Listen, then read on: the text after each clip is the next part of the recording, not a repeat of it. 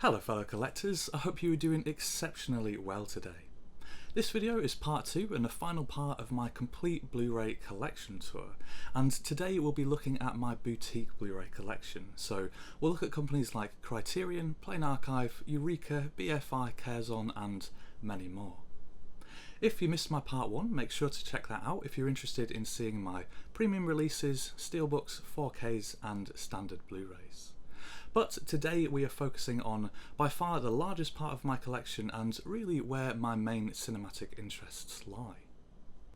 I have a lot to thank the boutique Blu-ray companies for as well, because really they opened up a whole new world of cinema to me, and quite literally in many cases as well, as there are so many different countries represented in their releases. It is such an incredible joy to be able to explore the vast wealth of cinema that they release, from long forgotten titles to titles that we thought were completely lost, but then elements get found, they are meticulously and lovingly restored and then released for us to enjoy once more. Really, they represent my journey into cinema over the last 5 or so years, and my goodness, what an incredible journey it's been so far. I've done my best not to talk about any one film in particular too much during the course of this video, but as you'll see from the runtime, it is still a very lengthy one indeed. So again, I've tried to put as many timestamps in the description down below as possible so you can jump around to whichever sections interest you the most. I hope you come across a couple of films at least that you might not have heard of before, or ones that pique your interest to enjoy. I certainly give plenty of recommendations as I go. But well, that is more than enough of an intro from me. So why not grab yourself a cup of tea, get comfortable, and I hope you enjoy. So we'll start off with a bit of an overview of what I'll be covering in this video. I definitely tried to make the most of the space and utilise every available inch, sometimes putting my Tetris skills to good use as well. These small bookcases were just the perfect size to fit nice and snugly under the sloping roof. So we'll take a bit of a closer look now, and starting off with just some favourite TV shows of mine off to the side like Stargate and Tintin, and then I like to organise things with the box sets along the top, and then I like to keep labels separate rather than mixing them up together. And if they have a spine number, I usually like to display them in spine number order, and if they don't, then of course it's alphabetical.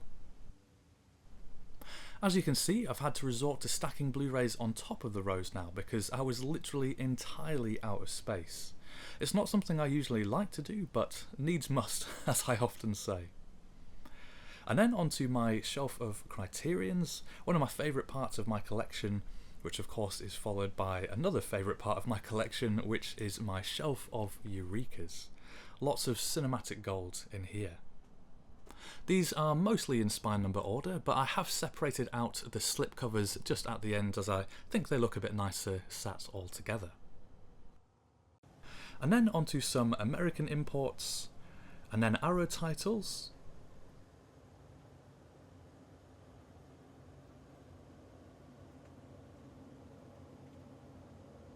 And then finally, back to the first shelf, which we'll go through.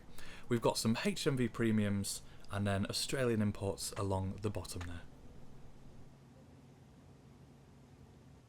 Right, so just as we did with my last boutique collection tour, we'll start off with the box sets along the top. Though, of course, you'll be able to see right away, there are also some more standard releases here as well, and they're there just purely because I am entirely out of space where I am.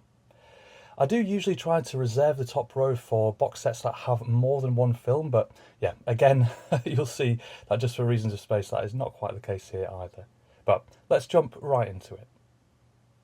So firstly into some second sight titles, and we start off with this absolute behemoth of a box set, of course, of Nicholas Winding Refn's incredible neon-soaked noir film Drive, featuring such a superb stoic performance from Ryan Gosling. Just an incredible film, this one, and yeah, absolutely gorgeous packaging from Second Sight. And that's followed by the beautifully atmospheric and mysterious film Picnic at Hanging Rock, of course, from Peter Weir. And we follow that with another great Australian film, Nicholas Roeg's Walkabout, which stars a young Jenny Agutter.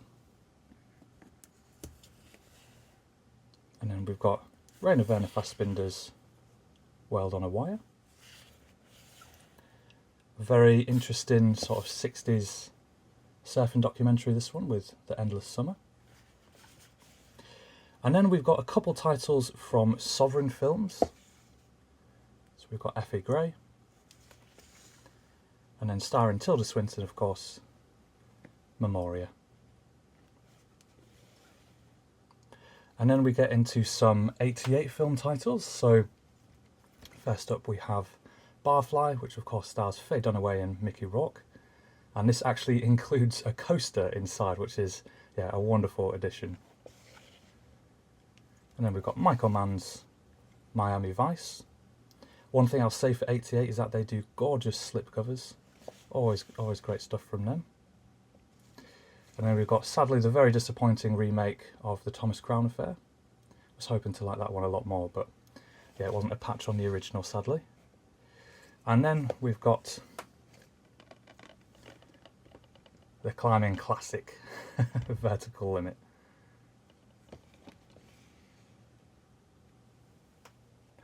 And then we're into some Kung Fu films from 88. So kicking that off is the incredible film Dragons Forever, featuring Jackie Chan, Sammo Hung and Yen Bao. Absolutely amazing to see them all together here. And then we've got the very funny Fight Back to School trilogy. Though, actually, as I say trilogy, the first one I really loved. It was absolutely brilliant, and yeah, sadly they sort of diminish a bit as they go on. But yeah, that first one was absolutely wonderful. And another absolutely excellent one. Beautiful artwork on this one as well. Another one starring Yen Bao and of course the beautiful Maggie Cheung, Iceman Cometh.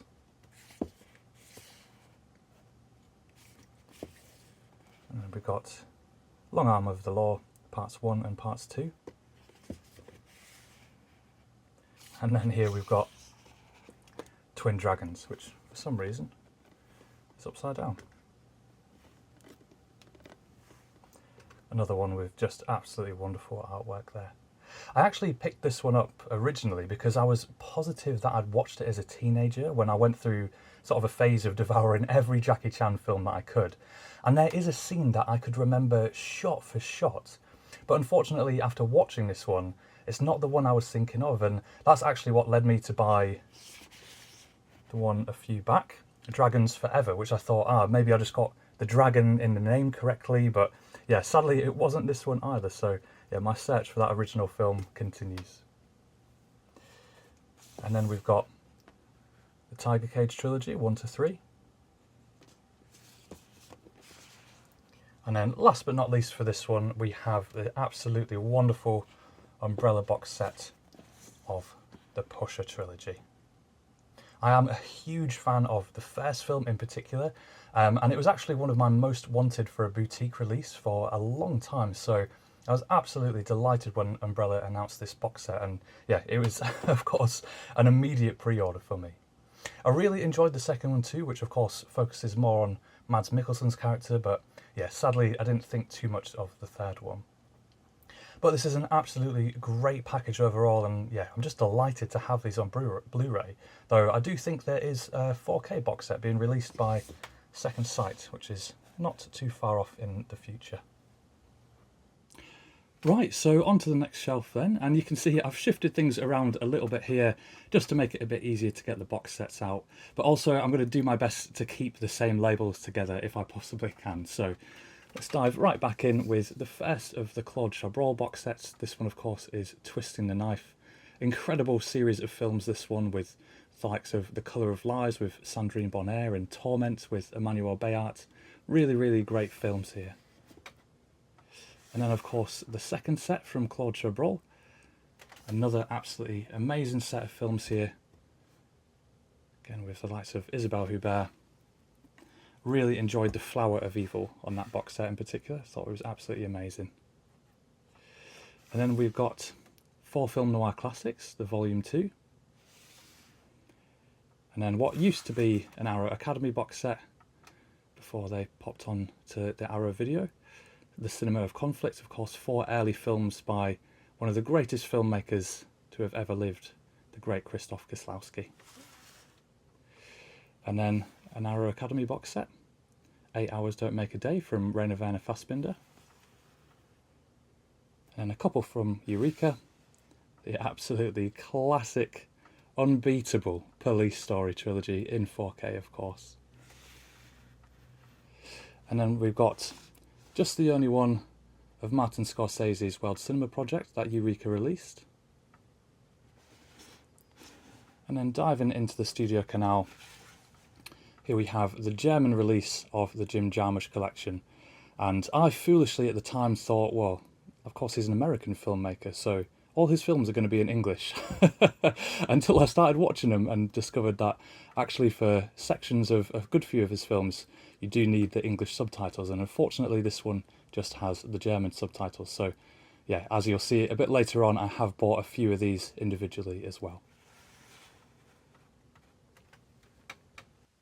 Continuing on with the Studio Canal box sets, and these ones in particular, the UK releases, really hold a special place in my heart. These three in particular, I would say, I have a lot to thank for really sparking a love of French cinema in me. They were really influential on me when I was exploring more types of cinema and getting into world cinema a lot more. So yeah, I'm a huge fan of these box sets. So we have the essential Jacques Tati box set, and I'll be honest, when I first made my way through this set, I didn't love the films, with the notable exception of Monsieur Hulot's Holiday, which I absolutely adored, and I highly recommend it if you've not seen it.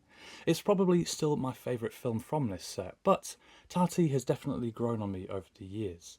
He was just an incredible filmmaker, actor, director, set piece designer, and of course, just a great comedian. And then we have the Louis Buñuel box set, and I have a lot to thank this box set for. Diary of a Chambermaid is the film that introduced me to Jeanne Moreau. Belle de Jour is the film that introduced me to Catherine Deneuve. This is just an incredible selection of his films, an incredible journey to go through, and yeah, I highly recommend it if you've not seen them. And then we've got the Jean-Pierre Melville set, another absolutely astonishing set. You've got Bob Le Flambert, fantastic gambling film. You've got the likes of The Red Circle, and of course Army of Shadows, where this front cover comes from. Army of Shadows is probably his most famous film. Of course, set during World War II, and it is all about the French resistance. But what makes it extra special is that Jean-Pierre Melville himself was in the French resistance, so it of course has so much authenticity to it, and of course a bit of a personal edge as well. Another absolutely great one, the Jean-Luc Godard box set. I had such a blast making my way through these films.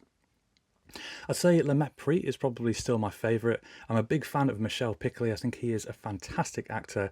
And Le Mépris also has Fritz Lang in an acting role, which I absolutely loved. And then we've got the Bertrand Tavernier set, the Jacques Becker set, and of course, one I'm still making my way through, the Pedro Almodovar box set. And I have just the one of the oversized Criterion box sets, the wonderful World of Wong Kar-wai. This was just another incredible filmic journey to take, and of course introduced me to In the Mood for Love, one of the best films ever made, and one that immediately became one of my favourites. And moving into the indicator box sets, first up we have the fuller set here, but if I actually hold it this way, you'll be able to see that it's made of just the standard releases. And that's because I kind of cobbled together this set myself.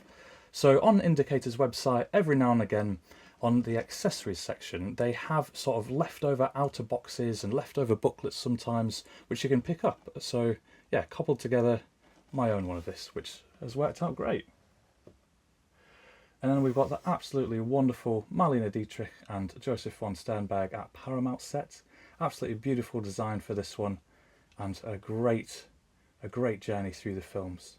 There's a great film in this one called The Devil is a Woman, which Marlene Dietrich plays just so incredibly well.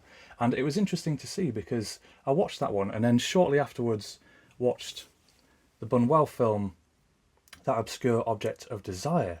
And I was watching it, I thought to myself, hold on, I know this story. And they're actually based off the same book, which I found incredibly interesting. And then we're into the Columbia Noir box sets. So Noir number 1, Columbia Noir number 2, number 3, number 4, and of course the Humphrey Bogart set, Columbia Noir number 5. It was an enormous amount of fun making my way through so many great film noirs. Of course, they're not all incredible, there's a few duds in here, but overall it was just an absolute pleasure. I took a long time going through them and sort of dipped in and out as I was going, but yeah, it was absolutely wonderful. What an incredible set of releases from Indicator. And then, of course, we are into Universal Noir number 1. And then Universal Noir number 2. And then polishing off the Indicator box sets, we have John Ford at Columbia. And then moving into the Curzon and Curzon Artifical Eye box sets, this one is one of the favourites that I own. A highly anticipated, long-awaited release for me, Curzon's gorgeous edition of Krzysztof Kieslowski's spectacular 3 colours trilogy in 4K. Of course with 3 colours, blue, white and red. I'm a big fan of loose trilogies like this where the films can all stand alone but together combine to form something incredibly special, deeply human and so moving. And then we've got the Louis Malle box set. Of course the Agnes Varda collection. Still a couple films that I need to watch from this one, but Vagabond was one that I saw some years ago and still find myself thinking about fairly often. Of course with Sandrine Bonnaire and all about a rejection of society and its norms. Really great film, that one. And then we have the mammoth Aki Kaurismäki collection with 17 of his films. This was such a journey to make my way through and full of a lot more variation and different genres than I was anticipating. Surely the greatest filmmaker from Finland, endlessly creative and interesting and with some of the very best deadpan comedy you could possibly want. Absolutely amazing Canadian filmmaker Atom Egoyan. This was again just a wonderful journey to make my way through his films. And then we've got the Merchant and Ivory collection, the Europeans Quartet, the Bostonians and the absolutely exquisite Howard's End.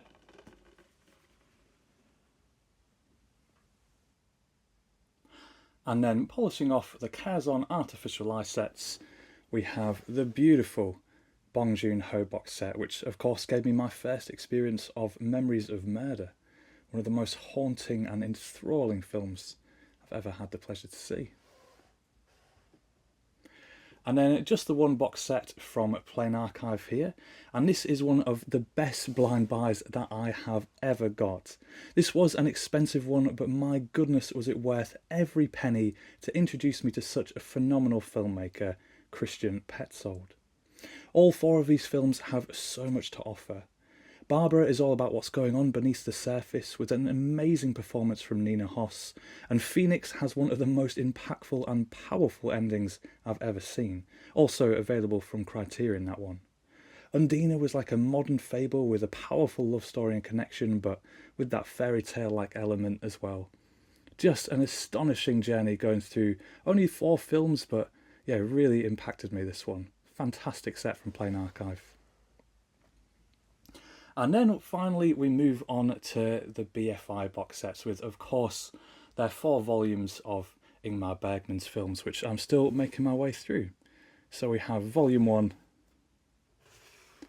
Volume 2, Volume 3, and of course, Volume 4. And what a journey it's been, dipping in and dipping out of these. And more often than not, watching things that are just absolutely incredible. Bergman really was a master, and it's been a joy making my way through his films. And well, that polishes off all the box sets along the top. Right, and onto the shelves themselves, and we kick off with my HMV Premium Collection. And apologies in advance because unfortunately you will see some reflections in the top parts of these. I have moved my lights around every which way, but yeah, there's no getting away from it, sadly. So we kick things off with the absolutely wonderful 50s sci-fi Forbidden Planet, with a very rare non-comedic role for Leslie Nielsen. And then from a great sci-fi into a, shall we say, fairly mediocre one. And no matter how lovely Jenny Agutter is, unfortunately, yeah, she can't really save this one, but it does have its fun. And then we have The Adventures of Robin Hood. And then Excalibur, which I believe is getting a 4K at some point soon. And another wonderful sci-fi with The Time Machine. I know this one's a favourite of Stuart George from Stuart George's Home Movies, and yeah, easy to see why, because this is a really wonderful one. Then we've got Gattaca. An absolutely excellent film here with Jeremiah Johnson. I'm a big fan of Robert Redford, and yeah, he's absolutely superb here. Really, really recommend this one. And then we've got Steven Soderbergh's debut feature with the excellent Sex, Lies and Videotape. And then another absolutely amazing one with A Streetcar Named Desire, of course based off the Tennessee Williams play. And I know lots of people rate this for Marlon Brando's fantastic performance, but yeah, for me, Vivien Leigh is really the standout here. She is absolutely incredible. And then we have another Tennessee Williams adaptation with Cat on a Hot Tin Roof. Watched this one recently. It'd been sat in my collection for probably about 2 years, and yeah, it was worth the wait because this was absolutely fantastic as well. And then we've got Who's Afraid of Virginia Woolf, White Heat, The Public Enemy, Point Break, oh, Point Blank even, and then an amazing one, The Yakuza. Watched this quite recently as well, and yeah, absolutely loved it. Ken Takakura and Robert Mitchum are just superb in this one. And then we've got Body Heat. And then we've got Chinatown. And then with a fantastic Bogey and Bacall performance, we have The Big Sleep. Quite a convoluted film, but yeah, a great noir. And then Munich. And then Mrs. Smith Goes to Washington. And then we've got Robert Altman's McCabe and Mrs. Miller. I know lots of people rate this one really highly, but I just didn't love it when I watched it. So yeah, I look forward to revisiting this one and seeing if my opinions change. And then we have another fantastic Bogart and Bacall film with Dark Passage. This one has quite a lot of first-person shots, which I don't think was very common at all in 1947. Quite an interesting choice. And then another absolutely classic Humphrey Bogart film with The Treasure of Sierra Madre, all about greed. And then we've got Bad Day at Black Rock,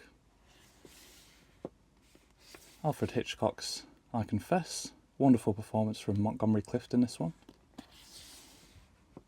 Another Hitchcock film with The Wrong Man.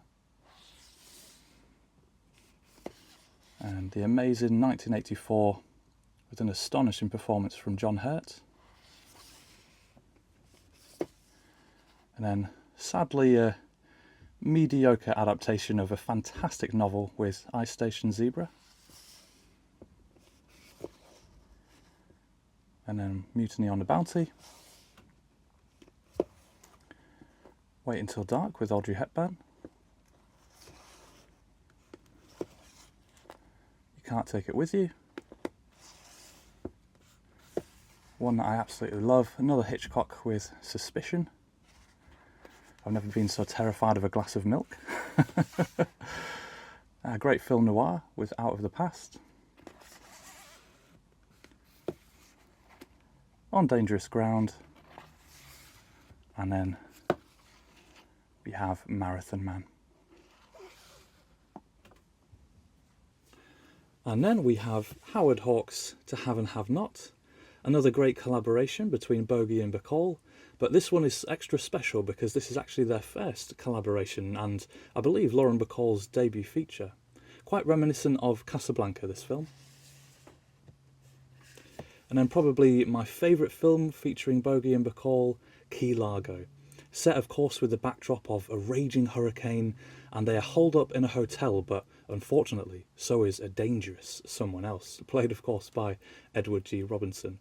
Really, really brilliant film, this one. And then 2010, the year we make contact. Of course, the sequel to the incredible 2001, and a pretty great and underrated sequel, I think. No film could ever top the brilliance of 2001: A Space Odyssey, and so they didn't even try.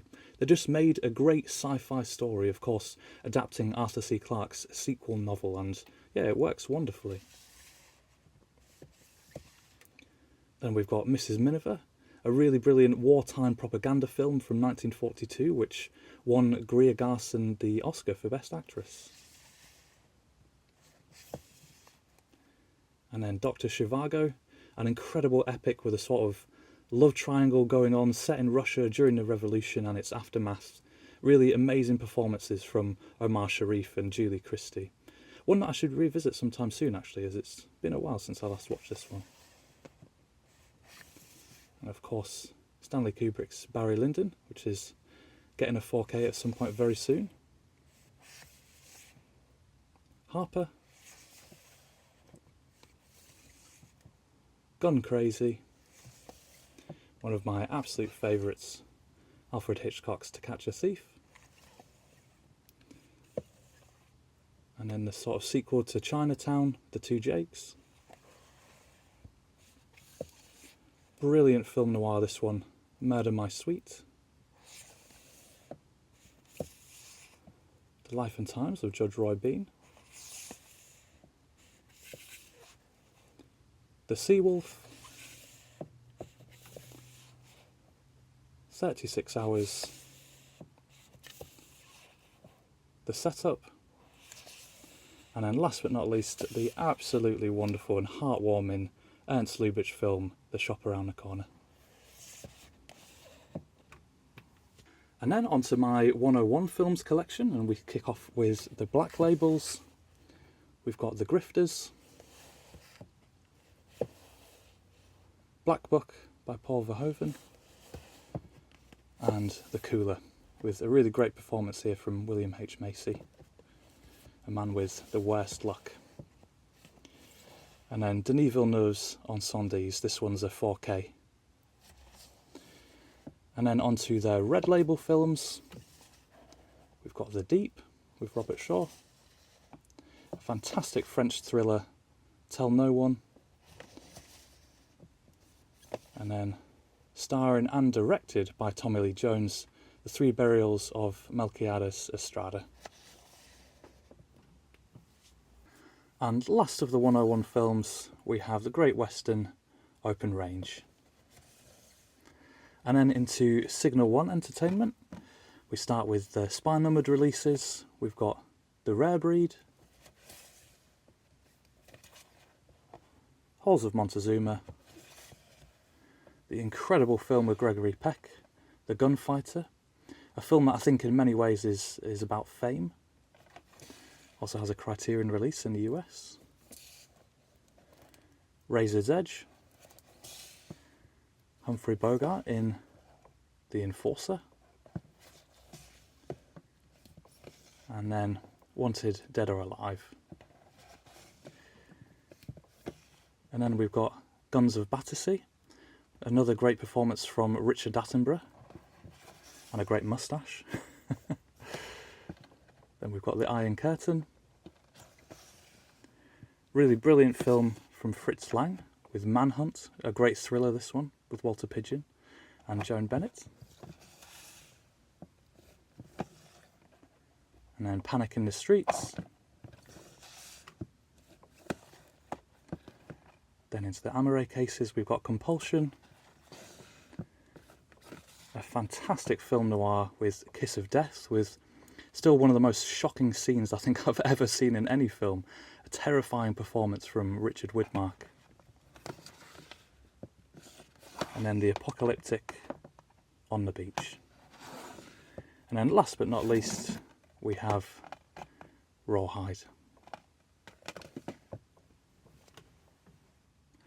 Then we've got just the one release from Elysian Films, who you might not have heard of before as they haven't put out too many films as yet, but they were founded by the former CEO of Studio Canal UK, so I've got high hopes for them. And this is The Burning Sea, a great Norwegian disaster thriller. And I wanted to check this one out because it stars Christine Kujath Thorpe, who is an actor that I've really been enjoying. You might recognise her from The Promised Land, which came out last year with Mads Mikkelsen, but I can also highly recommend Ninja Baby, which is an underseen gem, and she is absolutely fantastic in it. And then onto my small second run collection, and these are actually in date order for no other reason than I just wanted to keep Karel Zeman's films together. So we start off with Journey to the Beginning of Time, a beautiful and heartwarming adventure about 4 boys going, of course, back in time. And then we've got Invention for Destruction, probably my favourite of these three, I think. Incredibly stylistic and interesting, of course, mixing animation and live action superbly together, crafting just such a unique world, and this one has plenty of Jules Verne influences. And then lastly, we have the fabulous Baron Munchausen, another wonderful adventure with lots of comedy and wit. And if you're a Wes Anderson fan and haven't checked these films out, I could not recommend them more highly. I think you can see lots of similarities and influences, but yeah, all three of these are just simply wonderful. And then we've got My 20th Century,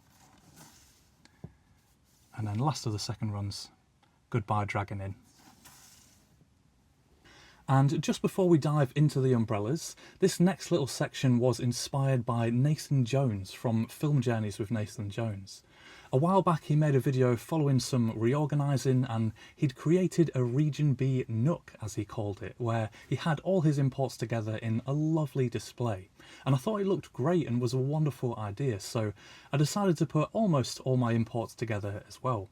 Unfortunately, I don't have enough for a nook or even a cranny, so 2 shelves will have to suffice for the moment. So we start off with my Australian imports, and we're into the Umbrella Entertainment releases. And these specifically are the Complete World Cinema series that they released, so these are in spine number order. So we kick off with number 1, which is Ida, my favourite film that I saw back in 2023. An astonishing film that is tender, quiet and contemplative, all about life and death, family and faith. Just beautifully shot with amazing performances, and it rightly won the Oscar for Best Foreign Language Film when it was released. And we'll also come back to this film later in the video as well. And then we have Federico Fellini's L'Strada. And then another one that simply blew me away, Never Look Away. I was interested in this one because Paula Beer is in it, a superb German actor that I discovered through Christian Petzold's films. But yeah, this one is just a triumph. It is deeply moving and emotional and heartbreaking with soaring performances, and yeah, it's just astonishing. I described it at the time like a tidal wave that starts small but builds and builds until it becomes enormous, and it absolutely floors you. Yeah, incredible film, this one. And then the enormously fun Run Lola Run. And the Tin Drum.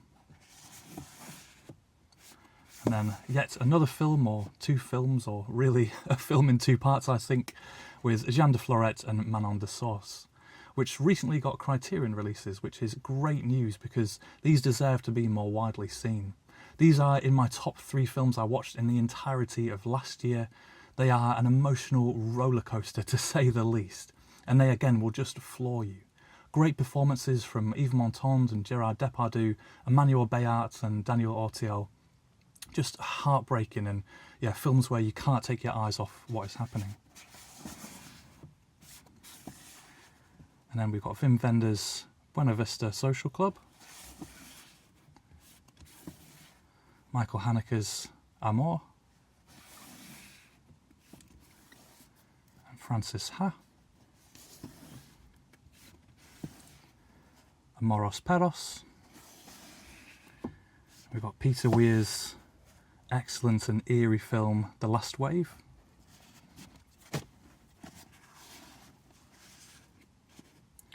if it wants to go back in. And then we've got Red Rock West. Absolutely enormous fun, this film, which just gets wilder and crazier as it goes on. Great performances from everyone in this. And then we've got Time Addicts. Quite an interesting 2 covers to it.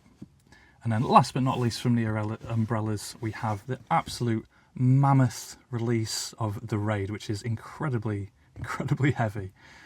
Such an astonishing film, this one. This was an instant pre-order for me. And yeah, the film looks fantastic in 4K and is just as thrilling and action-packed and white-knuckling as you might remember it to be. Yeah, this is enormous fun, this film.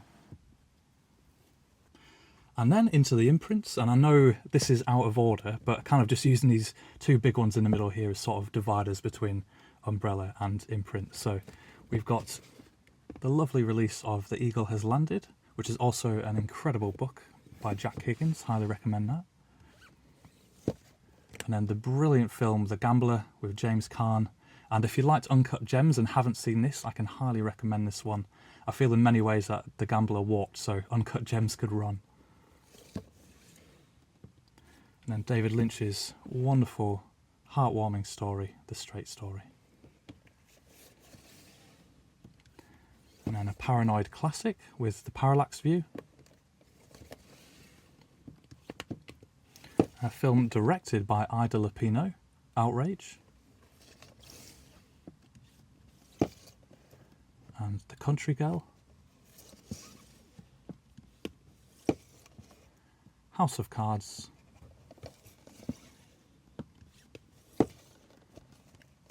Marooned.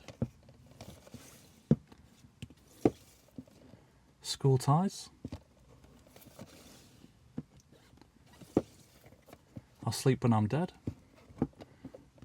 British film noir, or neo-noir I suppose. The absolutely amazing Jacob's Ladder, which I believe is getting a 4K steelbook at some point soon.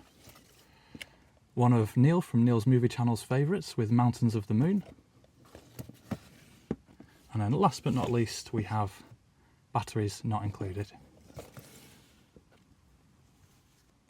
Right, and moving on then to the next little shelf, we continue on with my imports and now getting into the American imports.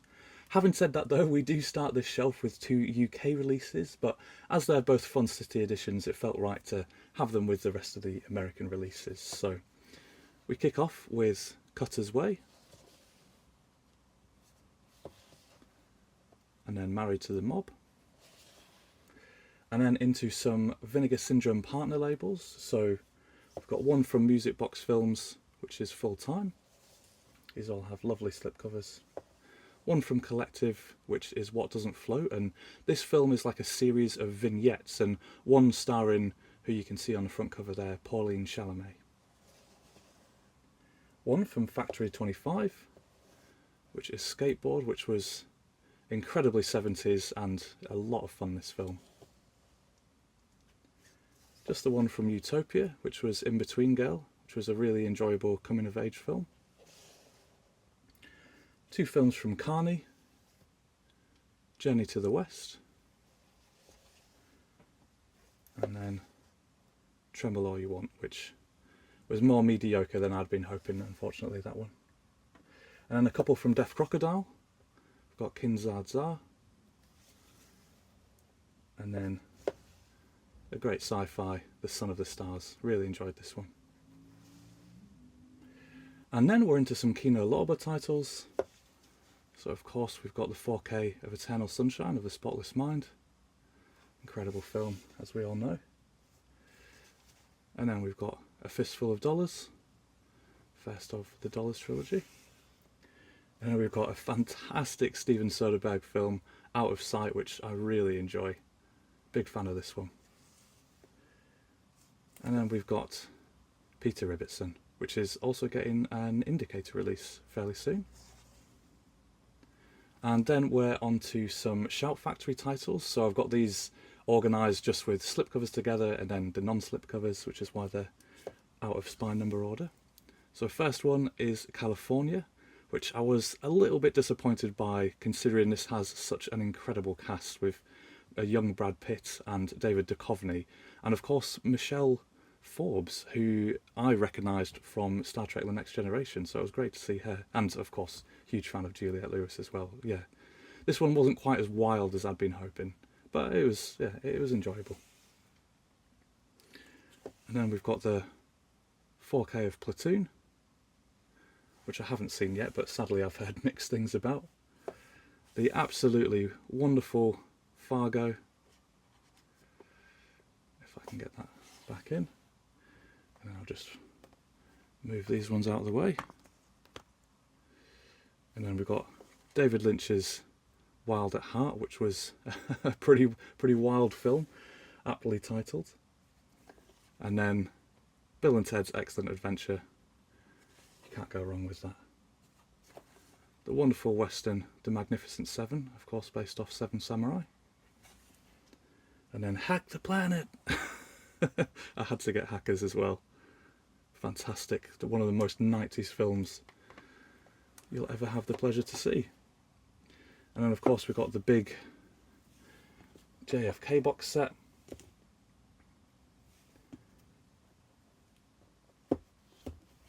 Which is a nice divider here. And then of course Bill and Ted's Bogus Journey. If you get one, you've got to get the other.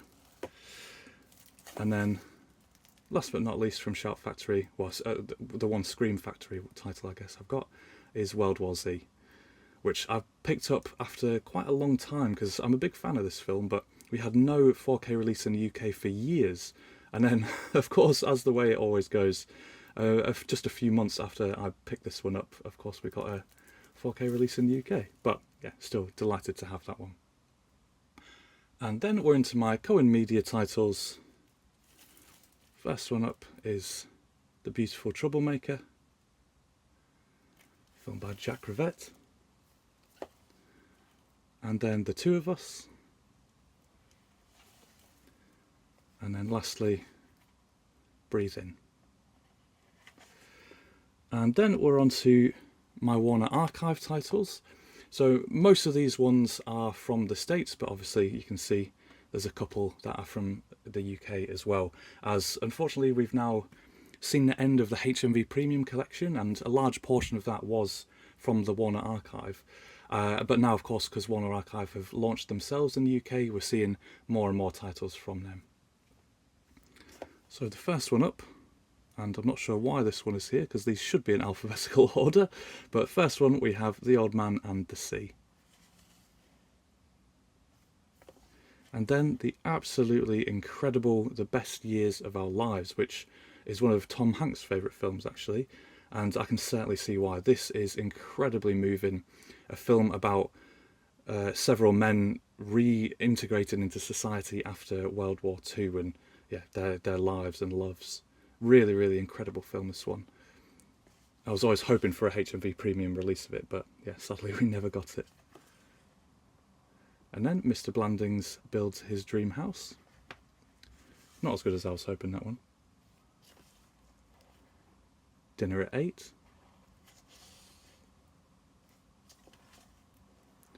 And The Life of Emile Zola.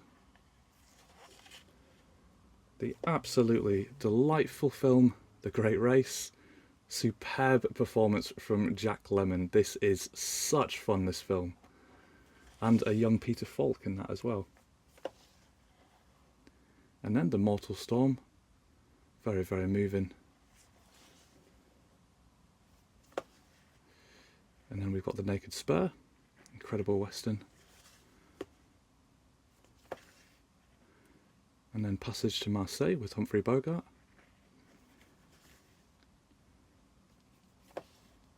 And then the absolutely wonderful The Thin Man with William Powell, of course, and Myrna Loy.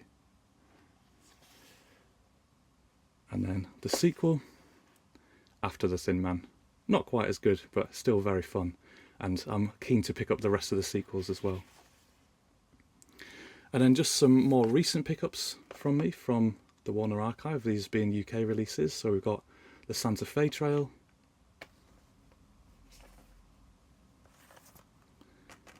And then we've got Three Musketeers.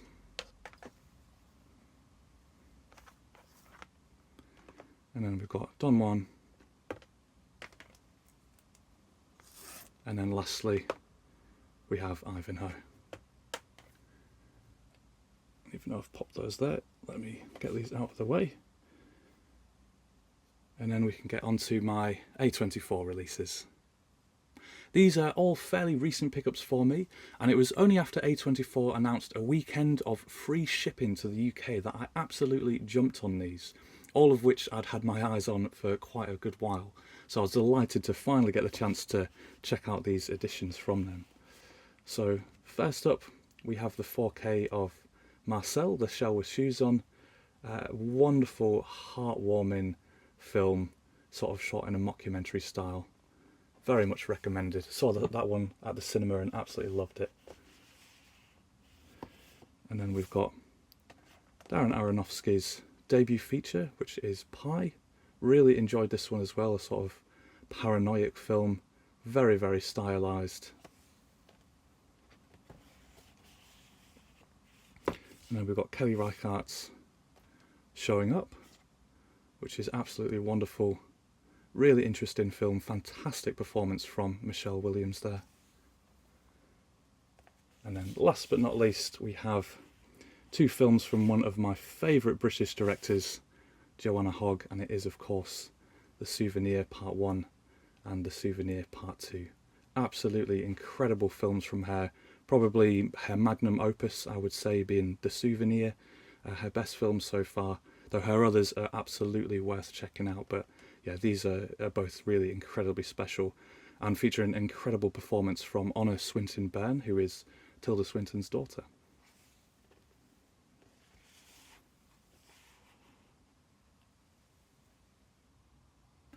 Right, so moving on to my Arrow Academy collection, and even though it's been quite a while now, I am still a little bit sad that Arrow decided to end the line. As you can clearly see, it was something that I really enjoyed collecting from, of course with that bigger focus on world cinema titles. I'll just shift these ones on the top here.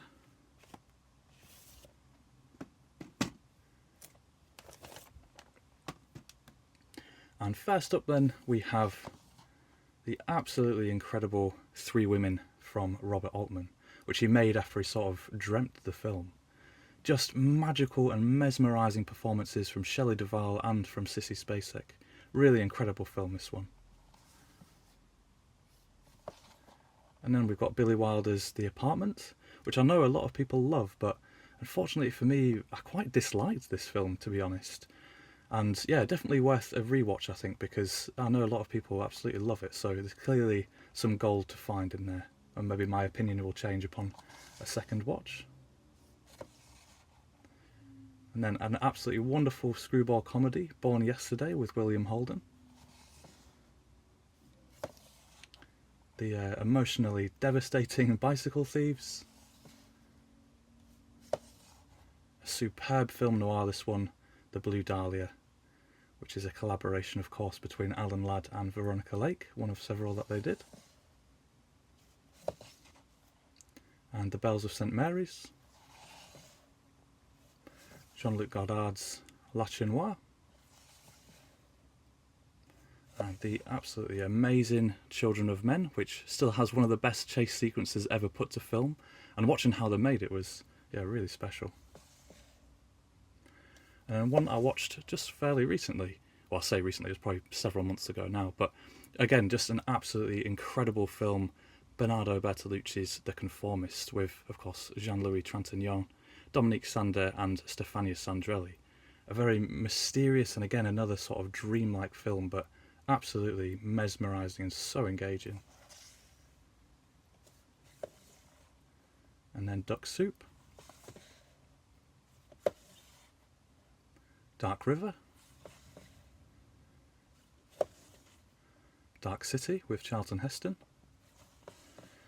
And then we have one of the greatest cinematic achievements ever, the masterpiece Decalogue, of course by the inimitable Krzysztof Kieslowski.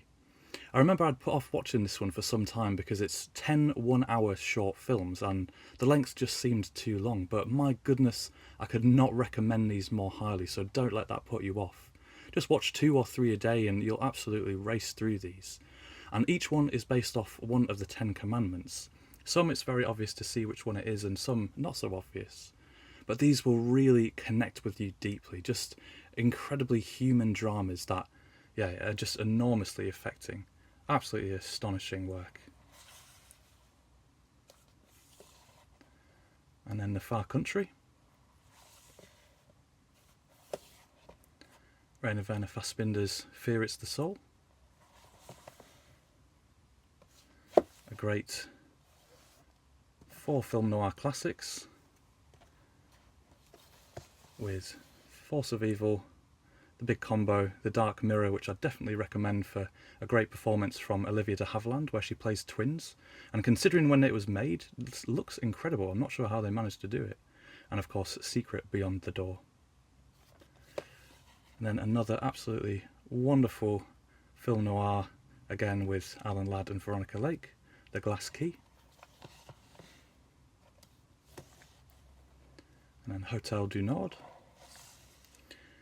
And then possibly my favourite Robert Altman film, the incredible, amazing Gosford Park. Absolutely love this one. And then Hold Back the Dawn. Fairly mediocre, that one. And Ismail's Ghost. And then we've got Stanley Kubrick's excellent crime and heist film, The Killing. Another great film noir with The Killers, which has one of my favourite endings just in like the last 10 seconds of the film. The lines are absolutely hilarious. And then we've got The Long Goodbye.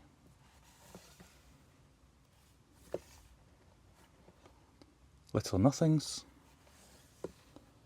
One of the most deeply affecting and emotional films I think I've ever seen. Hirokazu Korieda's Like Father, Like Son. A film that I'm not sure I can ever face rewatching again.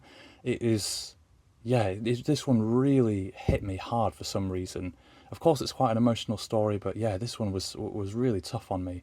Incredibly moving, pretty brutal in a lot of ways as well, but yeah, an amazing film.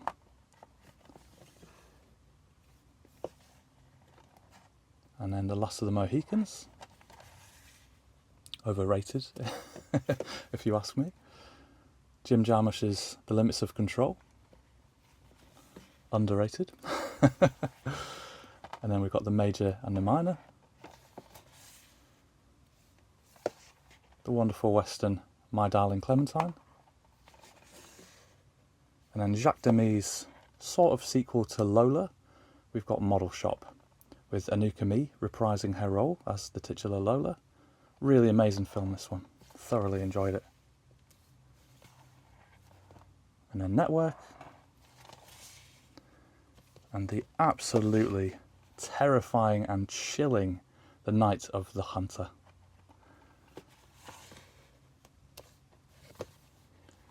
The Oxbow Incident. The only film that Marlon Brando ever directed. One-Eyed Jacks. Superb western, that one. And then we've got Jacques Rivette's Out One.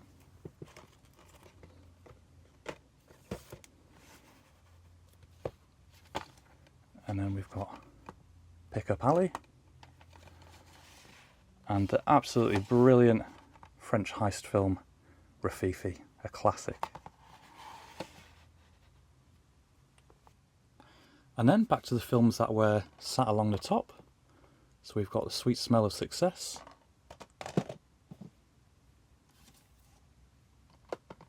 So Dark the Night.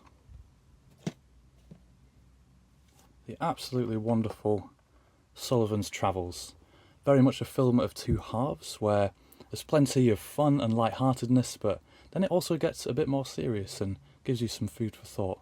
Really, really brilliant film, this one. And then The Train with Burt Lancaster. And some more from Burt Lancaster. We have an amazing box set, Tales from the Urban Jungle, which has both brute force, prison break sort of film, and The Naked City. Both absolutely brilliant films. I was delighted with this set when I picked it up. And then Too Late for Tears. Then we've got the iconic A Trip to the Moon, and that release also features the individually painted colour version, which is amazing to see.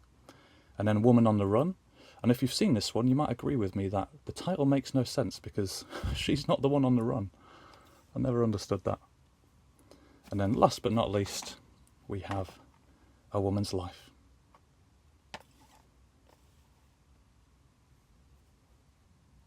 And then onto the bottom shelf here and into my Arrow video collection. I'll just pop these top ones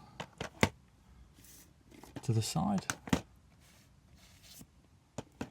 And we kick things off with The Andromeda Strain, of course a story based off the novel by Michael Crichton. And then we've got Battle Royale. And The Burbs. One that I'm sure for many of us is among our favourites, certainly is for me. The absolutely incredible and captivating, weird film Donnie Darko. I do have the 4K here, but sadly it's one of the broken ones that doesn't properly work for me on my player. One I picked up quite recently after watching The Yakuza with Ken Takakura, A Fugitive from the Past. And Park Chan-wook's Joint Security Area, JSA. Absolutely amazing Bob Hoskins film here, The Long Good Friday, also with Helen Mirren. And then we've got Luciano Visconti's Ludwig. Another superb film with Bob Hoskins, Mona Lisa. Absolutely brilliant fun Pitch Black, which I just revisited for the first time last year after watching it probably about 10 years prior, and I hadn't seen it since. And yeah, it really holds up. There's a lot of fun to be had in this one. Sort of low budget sci-fi, last man standing sort of thing. Yeah, very good fun. James Caan in Rollerball. And we've got Runaway Train. 4K of Robin Hood, the one with Kevin Costner. Really great British sort of neo-noir, this one, Stormy Monday, which sort of meshes British and American actors and even has Sting. And this one being set in Newcastle. Really enjoyed this one. And then we've got Michael Mann's Black Hat. Another absolutely superb British neo-noir Croupier with Clive Owen. And then the sequel to Pitch Black, The Chronicles of Riddick, which is pretty poor, but you've got to admire them for taking a big swing with the sequel here. And still plenty of fun to be had in this one. And then we've got another favourite of mine, Adam Ray Meyer's Dinner in America. An absolutely wonderful, punk, anarchic, wild film, this one. Very funny, dark comedy. Just a wild ride, crazy time. Highly recommend this film if you've not seen it. And Martin Scorsese's, oh, wrong way around. Absolutely beautiful film, all about the love of cinema, Hugo.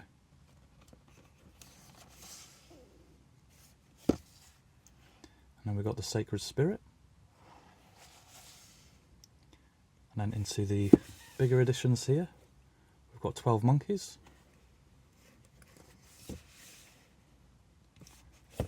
Lots of fun to be had with this one, with the classic Deep Blue Sea.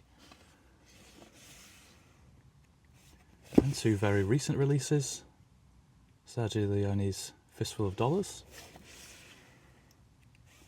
and for a few dollars more. Looking forward to getting The Good, the Bad and the Ugly in August.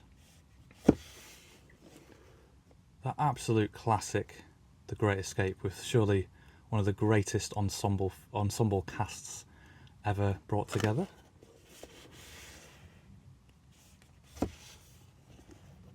Another absolutely incredible one, The Silence of the Lambs, of course with Jodie Foster and Anthony Hopkins, from Jonathan Demme.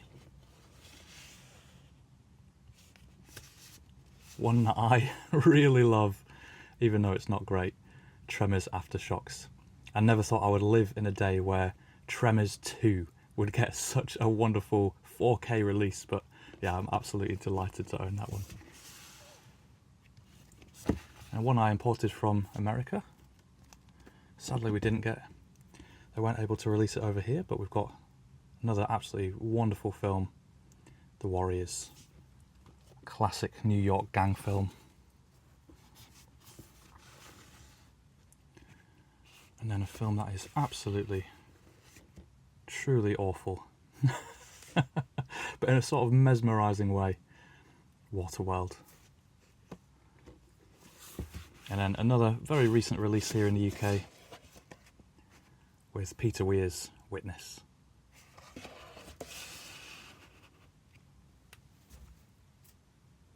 And then diving back in with the films that were along the top, we've got The Incredible Shrinking Man, which also has a Criterion release, I believe.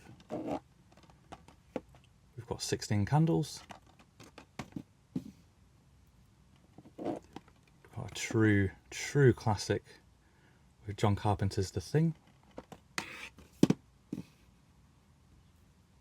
And then an absolutely brilliant Thief with James Caan, of course, from the great Michael Mann.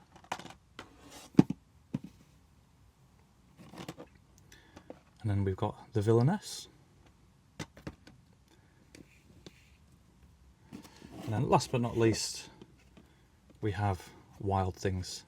And unfortunately, my copy of it doesn't work, but yeah, after watching this one, I'm not too sad about it really, because this was not great, sadly. And then, just because this one has nowhere else to live, we have a lovely South Korean edition here of Sin City. Probably the most noir that a film noir can get.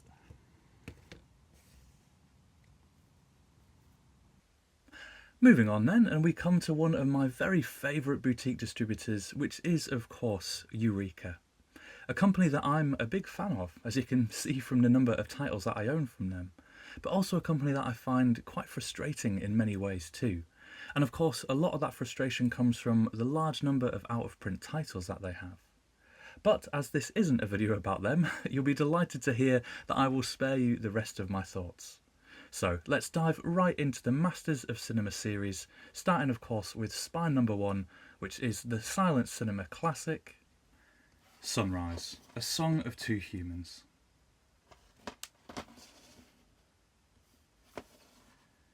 Mad Detective, an aptly named film because this one is a pretty wild ride.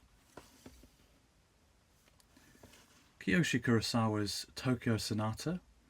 Now he's a director you might more usually associate with horror or thrillers, but this one is actually an excellent family drama that reminded me a little bit of Edward Yang's Yi as we follow different members of the family. But really wonderful film, this one. Jean-Luc Godard's Enfant Marié, a beautifully shot film which really elegantly dives into the intimacy and nature of love and tenderness and romance, all set of course within that classic love triangle framework, but full of the rich dialogue and intellectual aspect that you'd of course associate with Godard's films.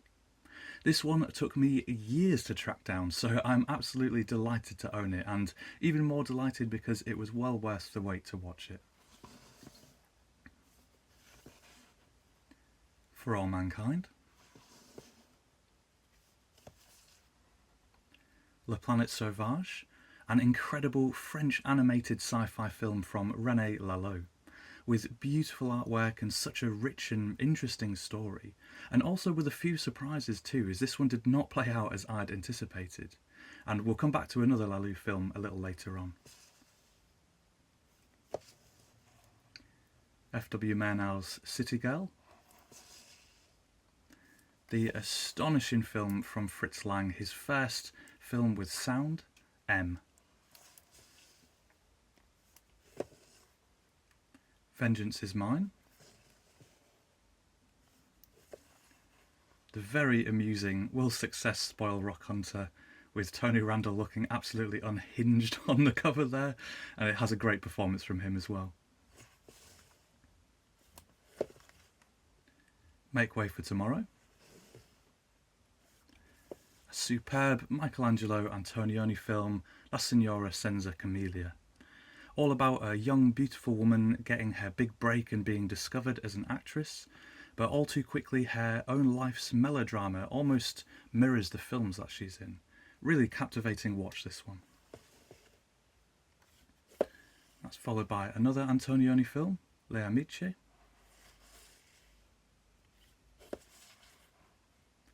Harakiri. Sadly, quite an underwhelming watch for me, this one. Silent Running.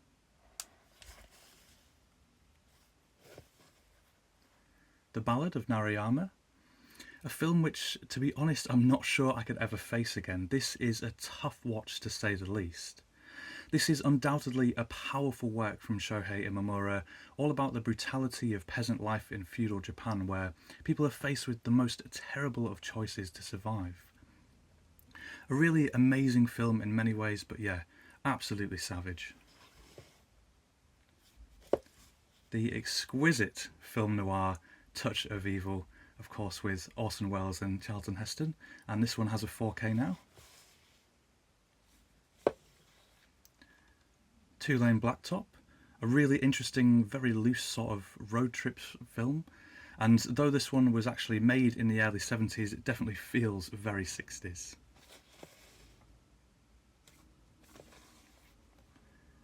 Alex Cox's wonderful punk film Repo Man with Emilio Estevez and Harry Dean Stanton. And then Louis Spunwell's debut feature, Le Silence de la Mer.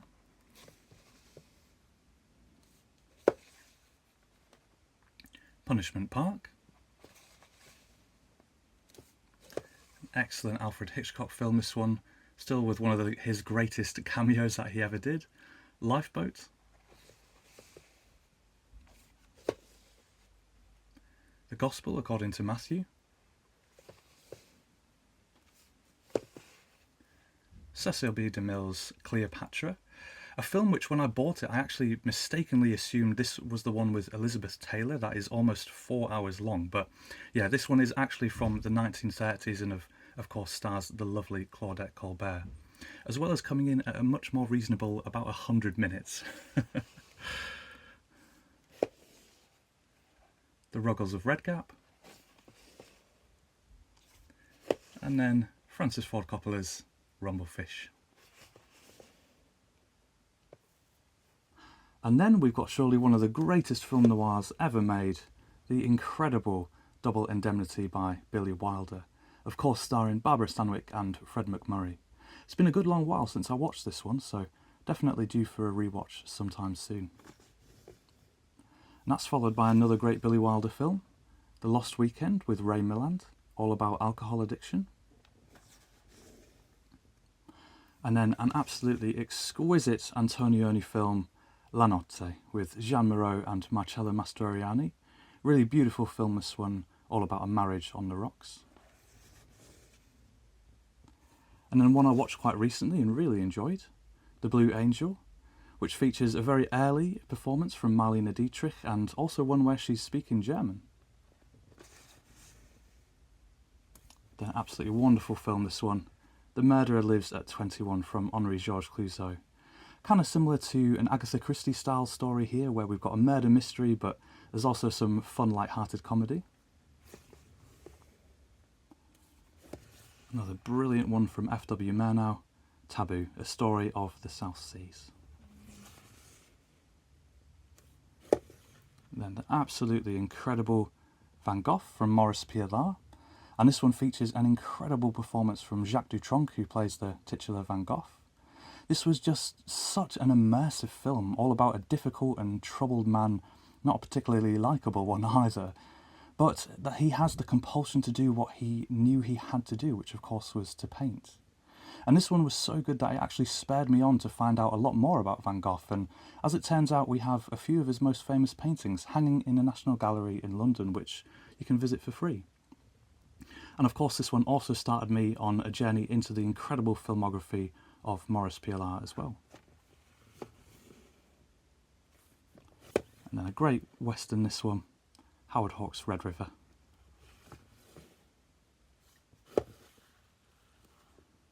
Computer Chess.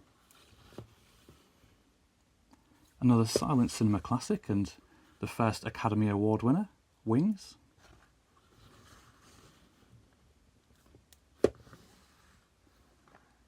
Faust.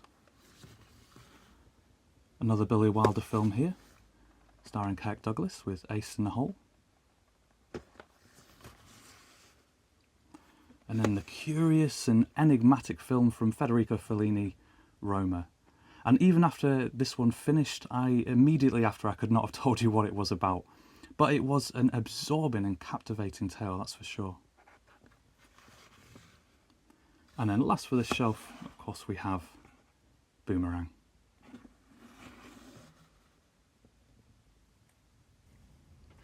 And then from Fritz Lang, we have Spione. A great swashbuckling adventure tale, this one, with Douglas Fairbanks, The Thief of Baghdad. And then we've got Shoah and 4 films after Shoah.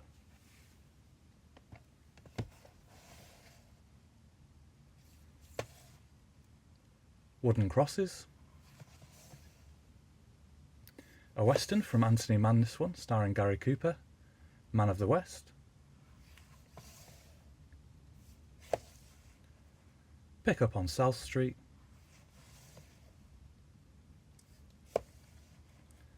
Paper Moon from Peter Bogdanovich. This one, of course, starring real-life father and daughter Ryan O'Neill and Tatum O'Neill.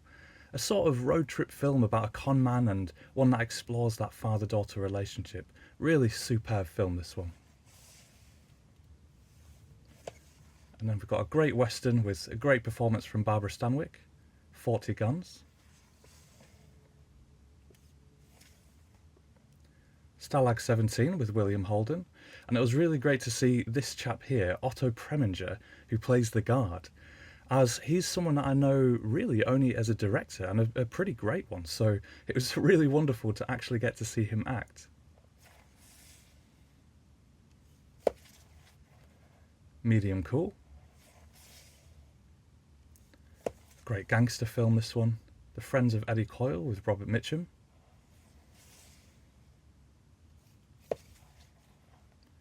Seconds. One of Neil's, from Neil's Movie Channel's favourites here, the great western with Alan Ladd and Van Heflin, Shane.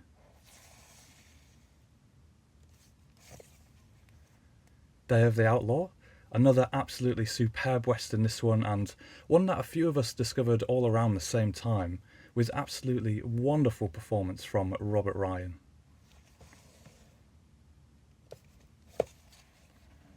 Naked Prey, this one both starring and directed by Cornel Wilde, and this is one that will get your adrenaline pumping as he runs for his life. Really great film, this one. One that always makes me chuckle because it's Eureka's edition of Eureka.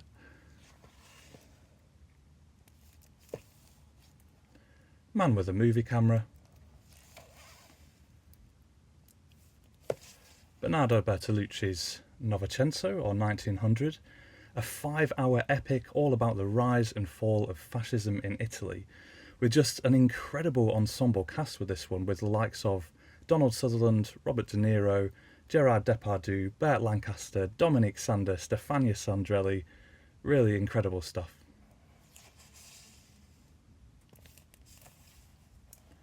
Journey to the Shore.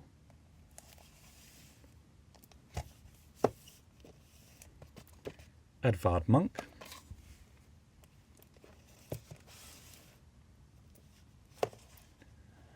conversation piece. A brilliant film here from Luciano Visconti. I really love this one, where Burt Lancaster stars as a retired professor who's just pottering around his huge Italian house in peace, spending his time reading and on his hobbies until he has to rent a part of it out to a family who just absolutely destroy that peace and quiet. It's funny, it's moving, it's interesting, just a great story, this one. And in it, Burt Lancaster wears this lovely cardigan, sort of like something Niles Crane would wear, and so I actually tracked down something fairly similar, and yeah, I wear it all the time. And then Flight of the Phoenix. And then we've got Kess, one of Sam's favourites from Sammy G's World of Cinema. And then another one with Burt Lancaster, Twilight's Last Gleaming. And then we've got one of my favourites from the Masters of Cinema series, Naomi Kwase's Sweet Bean. This is just a wonderful tale of a middle-aged man in debt, an ailing grandmother and a schoolgirl who wants to run away from home, all being brought together by, you've guessed it, sweet beans. This is just it's a beautiful, tender and just an incredibly sweet film. And then Hard Times, a film I enjoyed a lot more than I thought I would for some reason. Just a great fighting drama, this one, with Charles Bronson and James Coburn. And then we've got another Western, Two Rode Together. And then Harmonium, a quietly devastating film that will wreck you. This one is one that constantly surprises as it keeps turning into something else just when you think you've got it figured out. It's a family drama at its heart, but an incredible and pretty savage one. Yeah, if you haven't seen this, I'd highly recommend going into it, but go into it with as little knowledge as possible.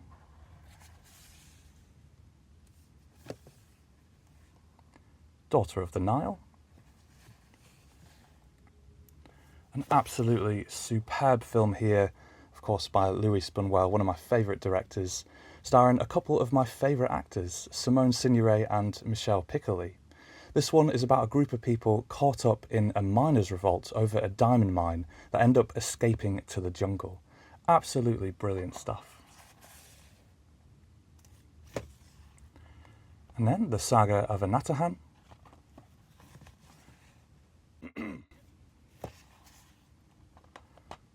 The Morning Forest, another one from Naomi Kawase. And then we've got three absolutely wonderful comedies from the legendary Buster Keaton.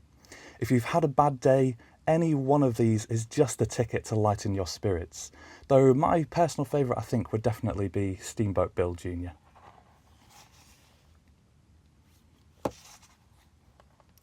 The Private Life of Sherlock Holmes.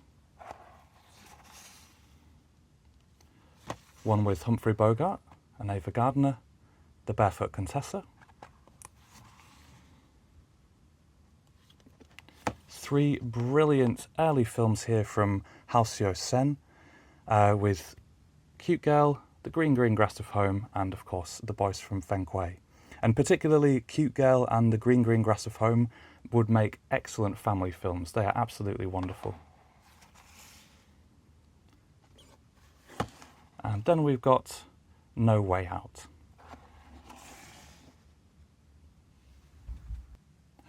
Onto the last shelf of Eurekas then, and I'll just pop these top ones out of the way for the moment. And then we've got The Birdman of Alcatraz. Witness for the Prosecution. A really brilliant film, this one, with Charles Lawton and Marlene Dietrich, and one with surely one of the greatest endings ever put to film. Absolutely superb stuff. Film noir here, Laura, with Gene Tierney and Dana Andrews. Followed by another film noir, Human Desire. And then an absolutely wonderful Cold War comedy, this one, from Billy Wilder, 1, 2, 3, featuring just a superb comedic performance from the great James Cagney. And then we've got another top tier Fritz Lang film here, another film noir, starring of course Edward G. Robinson and Joan Bennett, The Woman in the Window. Cloak and Dagger. A Tree Grows in Brooklyn. Rio Grande. With Gary Cooper, very famous western this one. High Noon.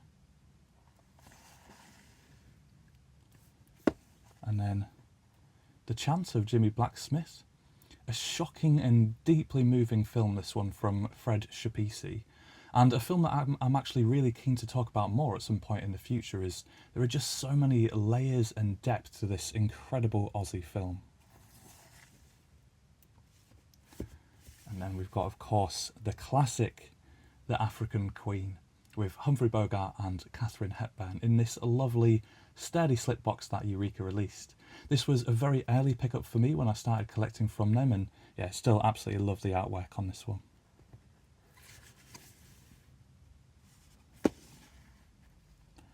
Long Day's Journey into Night, another one with Katharine Hepburn. Johnny Toe's Throwdown.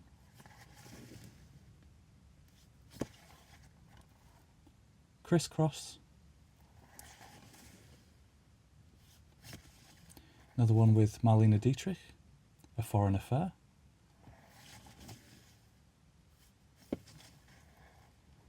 Five Graves to Cairo. Lots of Billy Wilder in the Masters of Cinema collection. Champion.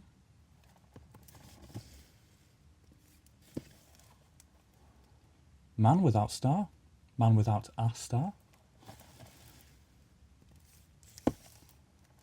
And then Run Man Run.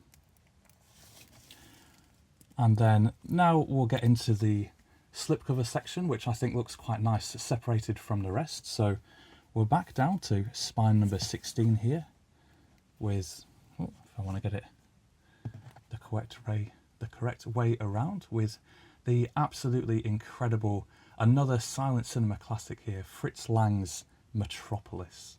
Such an epic film, this one.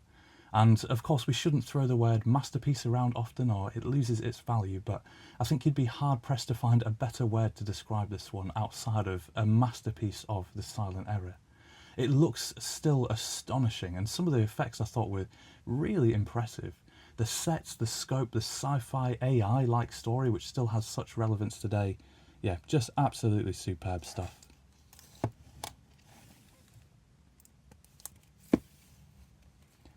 King of Hearts.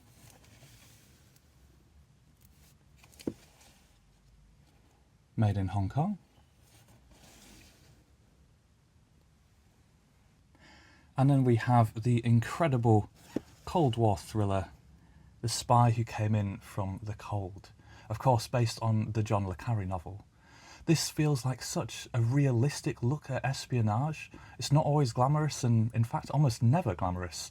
It's hard work, it's emotionally brutal, it's just sometimes doing what must be done, and it really takes a toll.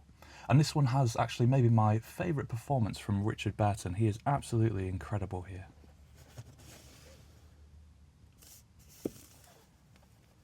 And then PTU.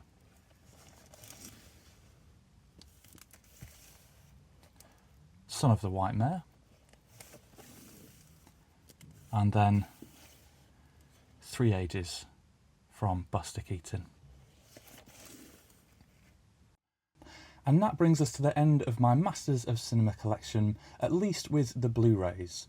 But just before we move on to the rest of them here, let's take a quick look at my very few Masters of Cinema DVDs. So unlike Criterion, whose collection kept numbers the same when they introduced Blu-rays, so if you got an older DVD, it had the same spine number as a newer Blu-ray. And of course they kept that up with the new 4Ks. But Eureka went a different route and kept their DVD line entirely separate from their Blu-ray line, where they just sort of started again, more or less. So these DVDs are from their old DVD line, the original Masters of Cinema series, so their spine numbers don't match up with any of the Blu-rays, and hopefully that makes some sense. So we have Maurice Pialat's Police, another Maurice Pialat film, A Nous Amours, of course with a very young Sandrine Bonnaire, and interestingly Maurice Pialat actually acts in this one. And then we've got another absolutely incredible René Laloux film here, The Masters of Time. I won't attempt the French title. This one, similar to Le Planète Sauvage, is just absolutely beautiful to watch. Has such interesting concepts and ideas. Took me a while to track that one down. And then, last but not least, we have another Luciano Visconti film, Bellissima.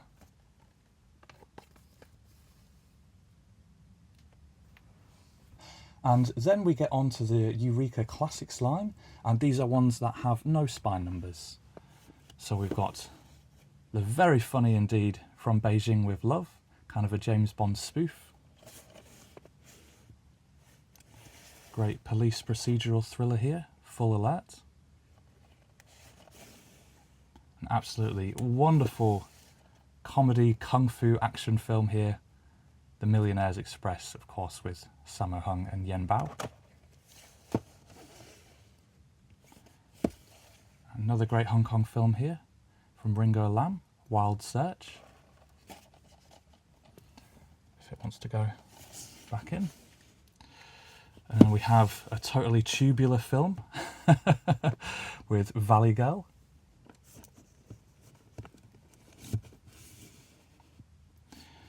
And then we've got one that I sadly did not get on with very well, Cocoon. I know lots of people really love this one, but yeah, I really did not. I actually remember thinking if it had ended at about an hour and 20 minutes, it would have actually not been too bad. Fairly fun, light-hearted, but yeah, it's sort of the last 40 minutes that I just think go off the deep end and make it pretty ridiculous. Absolutely brilliant film here. Enemy Mine with Dennis Quaid and Louis Gossett Jr. And this one reminds me quite a lot of a Star Trek episode where Geordi gets stranded on a planet with a Romulan. And of course, I'm sure as that was made several years after, it must have been based on this one. Absolutely brilliant. Of course, enemies having to work together.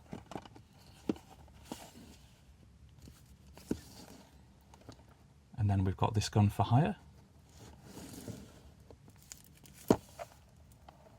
The Incident. Marty. And the great 60s sci-fi with wonderful artwork, Robinson Crusoe on Mars. And then just the last couple here from the Overspill, we have John Gilliman's Rapture. And then last from the Eureka's Classics line, we have Time and Tide. And then I've got just two titles from their Montage line. So I have Midnight, which while it has a very nice slipcover, unfortunately is one of the worst films I think I've ever seen. I thought it was absolutely awful. Just very derivative and quite frankly boring, which is, yeah, certainly not what you want from a serial killer film. And then thankfully, to polish things off, a much, much better film here with Choi Min-sik, we have The Tiger. Moving on now, and we come to my Criterion Collection shelf. And we start off with another edition of The Silence of the Lambs. This one, of course, being the older Blu-ray release. I actually watched this one quite recently for the first time in years, and my goodness does it still pack a punch. I'd actually forgotten the very final scene, and it's just such a great way to end the film. And then we've got Diabolique, an incredible and captivating thriller, this one, that will have you on the edge of your seat. And a film that not only introduced me to the films of Henri-Georges Clouzot, but also to Simone Signoret, who, of course, has since become one of my favourite actors. Tokyo Drifter. Currently the only DVD in my Criterion collection, the classic Fishing with John. From the legendary cinematic duo Powell and Pressburger, we have surely one of the greatest films ever made, of course a favourite of Martin Scorsese, The Red Shoes. Just a glorious film that whisks you away like a fairy tale. Of course my edition here is still sealed, so I've yet to enjoy this in glorious 4K, but looking forward to doing that at some point soon. And I actually plan on doing it at the same time as I make my way through this wonderful book on the cinema of Powell and Pressburger that the BFI released a year or two ago. And then we've got the original Insomnia, starring Stellan Skarsgård. And then Charade, another favourite of mine, this one. Just a great, quite light-hearted thriller with wonderful chemistry between Cary Grant and Audrey Hepburn. I always love revisiting this one. And the first Wes Anderson in the collection, Rushmore. Another absolutely spectacular film from Powell and Pressburger here, and a particularly beautiful one to watch as it includes some gorgeous painted backdrops. I actually remember watching this one for the first time and thinking to myself, why on earth is this so good?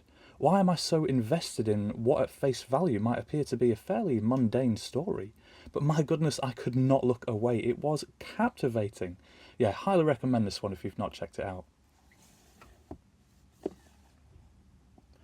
Written on the Wind. L'Avventura. The very amusing The Lady Eve. My Man Godfrey. And this one is actually often my go-to recommendation when people ask where to dive into the Criterion collection for the first time. Or if they're looking for a bad day cure sort of film, or even just one to share with a family. This is a hilarious and wonderful screwball comedy with just a great performance from William Powell. And then onto an incredibly interesting documentary, Grey Gardens. And this was actually one of my very first pickups from Criterion when I started exploring their releases. And I actually got this one after listening to Edward Norton talk about it. And then we've got an Alfred Hitchcock film, Rebecca. Followed by another, Notorious. And then we have one of the best films that I have ever had the pleasure to see, The Cranes Are Flying.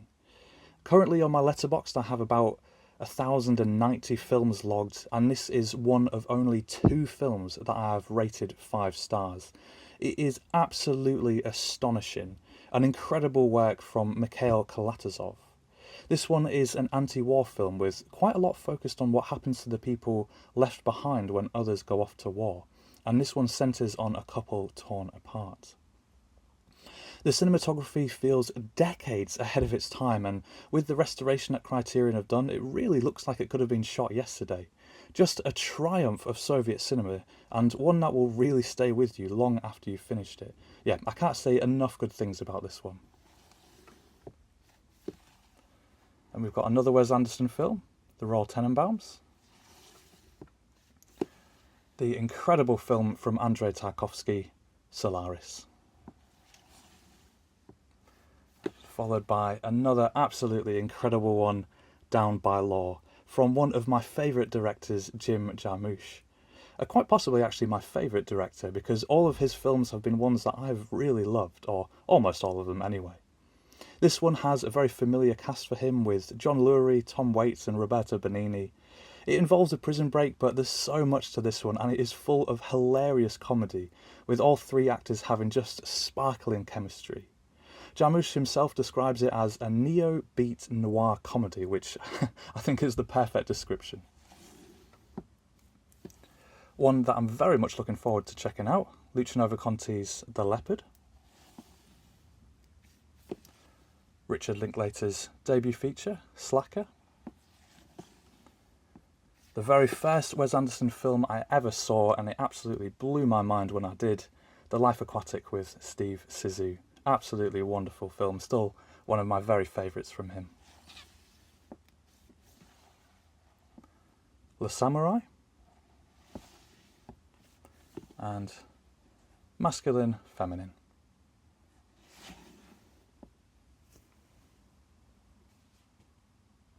And then we have the Whit Stillman trilogy. I actually picked this one up fairly recently, as I'd had Metropolitan on its own for quite a long time, and I've been really keen to see the other two, but strangely it actually ended up being cheaper to get the box set than import just the other two films individually for some reason. So shall we check my editing skills? And just like magic, then we've got, of course, Metropolitan, The Last Days of Disco, which I actually think might be my favourite of the three now, of course with Chloe Sevigny, Kate Beckinsale and the usual four, Whit Stillman, Chris Eigerman. This one is full of great comedy, Stillman's excellent witty dialogue, but also with a slight serious edge to it, which I really enjoyed. And then Barcelona. And then we've got Richard Linklater's Dazed and Confused, with some of the most interesting and wild looking packaging that Criterion have done. Really like the look of this one. It's very rare for me that I pre-order a Criterion release, but when the 4K was announced for us here in the UK, I absolutely jumped on it. This is such an incredible film, all about the last day of school in 1976. And of course, launching so many people's careers like Matthew McConaughey, Parker Posey, Mila Jovovich, to name just a few. And Edward Yang's absolutely incredible Yi.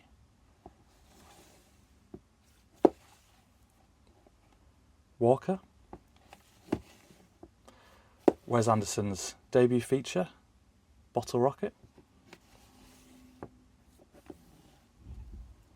Repulsion with Catherine Deneuve. One of the greatest westerns ever made, Stagecoach, of course from John Ford. I waited years to pick this one up, as unfortunately there is no Blu-ray release of it in the UK at all, and my goodness, it was well worth the wait to watch this one. And also, as someone that isn't the biggest fan of John Wayne, he's not too bad at all here, so if you're similar to me, definitely don't let that put you off from enjoying this absolutely incredible ride. And then Mystery Train, quite a recent pickup for me. Just needed to get this one so that I could finally have the English subtitles. Night Train to Munich. Another Wes Anderson one, The Darjeeling Limited, and one I actually think is one of the most underrated films in Wes Anderson's filmography. Unlike many of his others, I think this one gets better and better with each rewatch. The brothers' interactions, the comedy, the underlying sorrow, it is just superb. And really great performances from all three main characters, of course. Owen Wilson, Adrian Brody and Jason Schwartzman. Also love the artwork on this one. Maybe my favourite of the Criterion Wes Anderson releases. The absolutely hilarious Modern Times with Charlie Chaplin. Great Americana film, 5 Easy Pieces with Jack Nicholson. And lastly for the shelf we have Something Wild.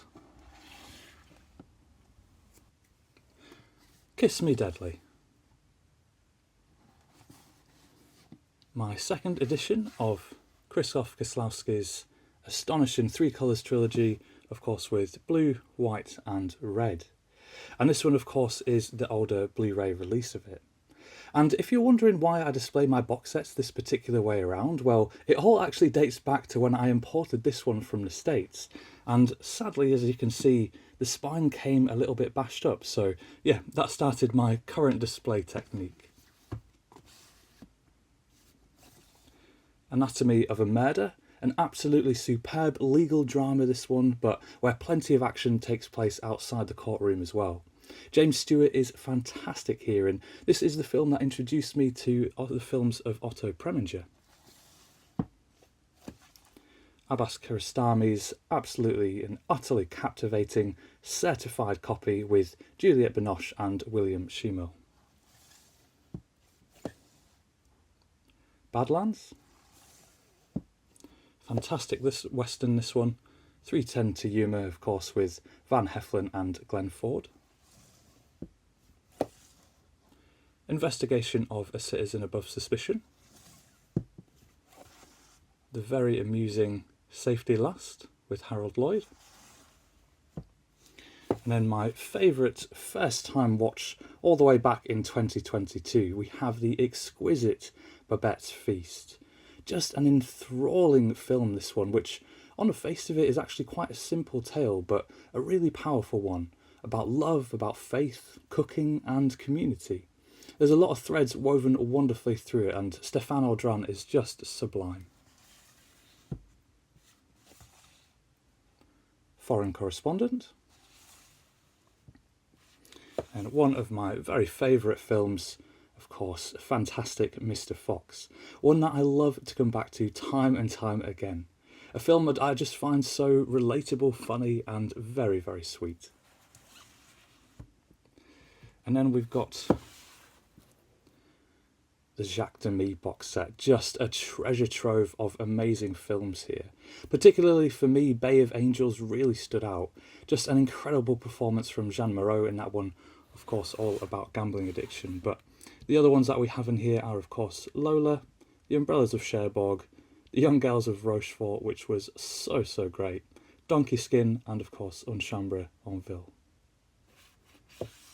And then David Lynch's Eraserhead. Another very amusing one, screwball comedy, It Happened One Night, with Clark Gable and Claudette Colbert. And another one with Claudette Colbert, The Palm Beach Story. The Fisher King. Day for Night. The absolutely hilarious and brilliant film, this one from Francois Truffaut, a film all about making a film. A Room with a View, a fairly recent pickup for me, this one. Merchant and Ivory's wonderful adaptation of the E.M. Forster novel. I went into this one originally expecting something like a tender romance, but I was actually taken aback by the huge amount of comedy in it. This is absolutely wonderful and will definitely leave a smile on your face.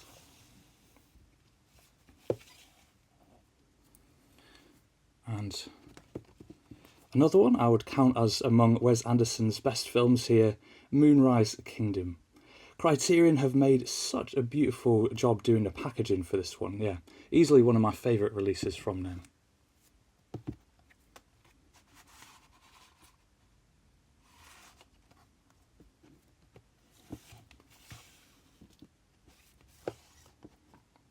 Gilda. A Brighter Summer Day, of course from Edward Yang. Only Angels Have Wings. And Humphrey Bogart and Gloria Graham in A Lonely Place.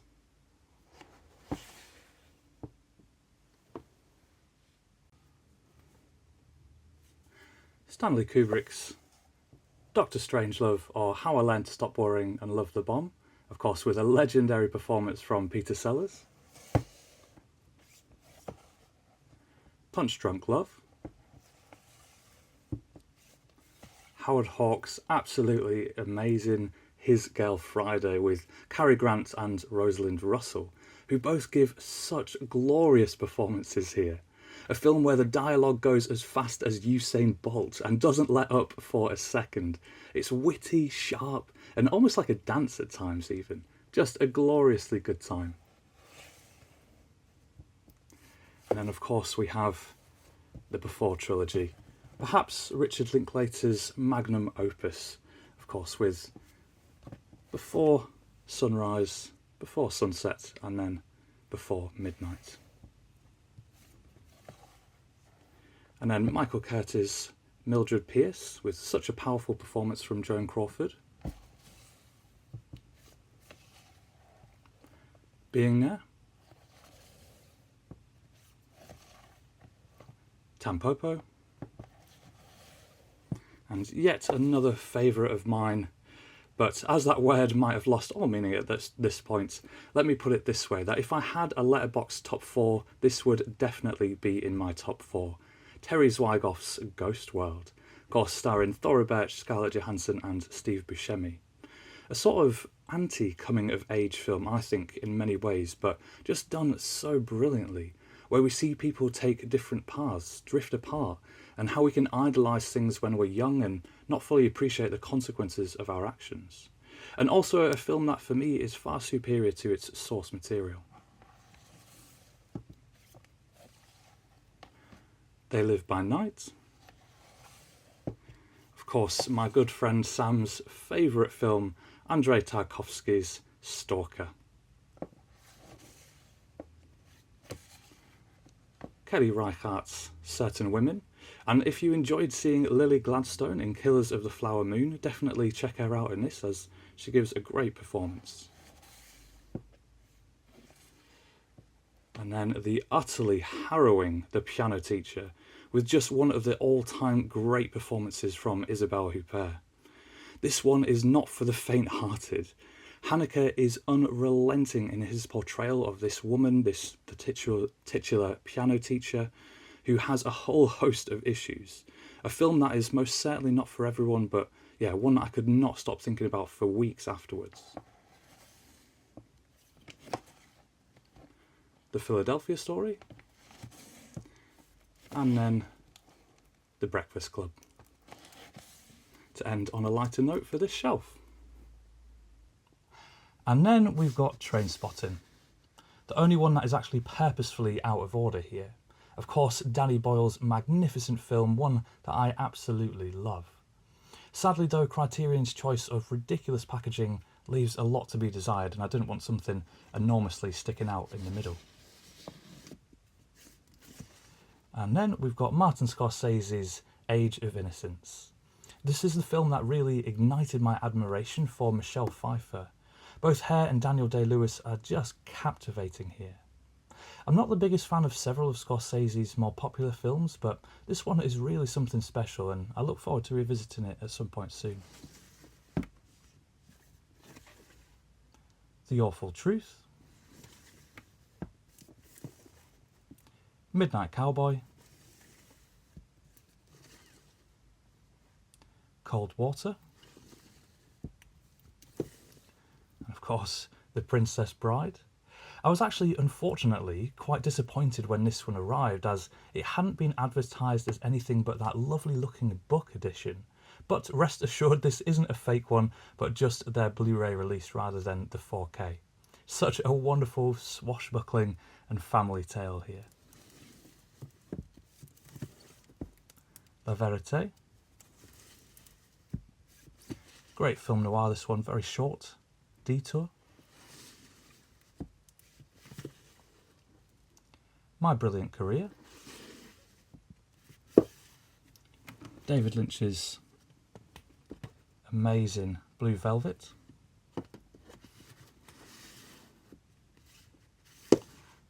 And then Clute, a first film from Alan J. Pakula's Paranoia trilogy.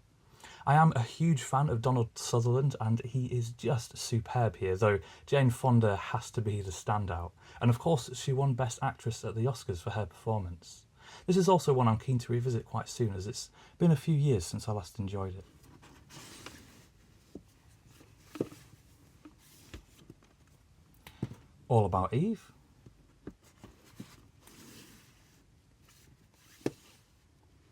Holiday with Cary Grant and Katharine Hepburn. The Heiress. Great performances here from both de Havilland and Montgomery Clift, though of course ridiculous casting for Olivia de Havilland, as she's supposed to be quite a homely young woman, and of course she is stunningly beautiful, but I guess it's asking for a suspension of disbelief. The Day Trippers. A wonderful bad day cure sort of film here that is just hilarious and a great ride. Liev Schreiber looks like he is having a blast, and Anne Meara is channeling the overbearing, overly dramatic mother, and it is just comedy gold. Leave Her to Heaven. Pedestrian Rides Again,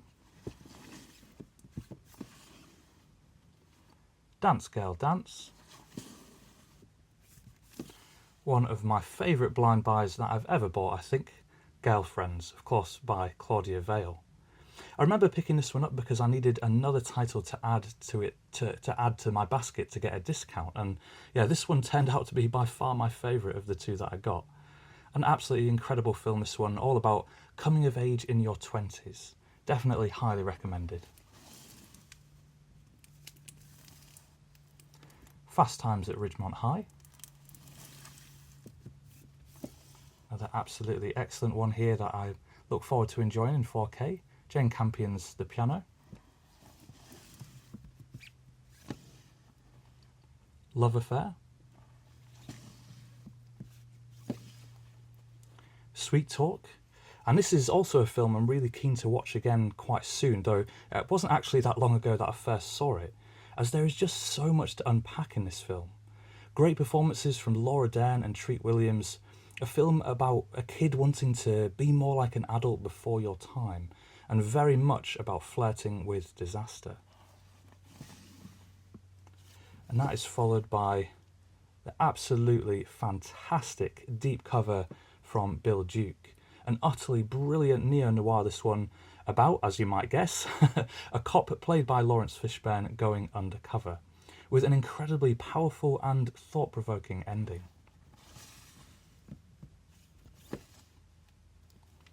La Piscine. Gina Prince Bythewood's Love and Basketball. And High Sierra.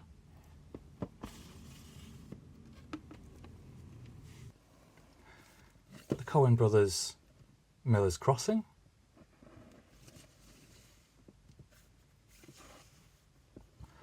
Love Jones. Bong Joon-ho's Okja.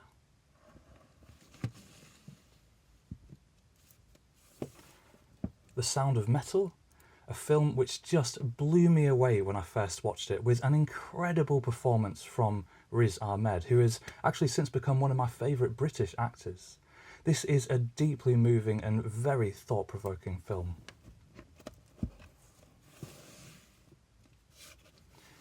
And then, probably the best film I've watched so far this year, David Lynch's mind-bending, weird and wonderful noir-infused Lost Highway.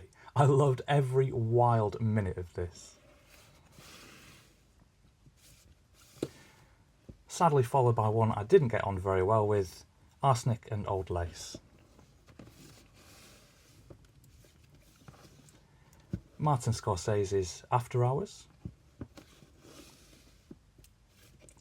And then probably the second best film I've watched so far this year, and my first experience of a John Sayles film, the absolutely enthralling Lone Star.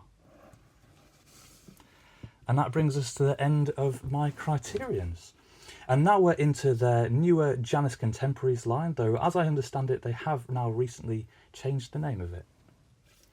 But first we have Christian Petzold's A Fire. I was actually lucky enough to catch this one at the cinema when it came out. Another great performance here from Paula Beer. And that's followed by another one I was lucky enough to catch at the cinema, The Beast.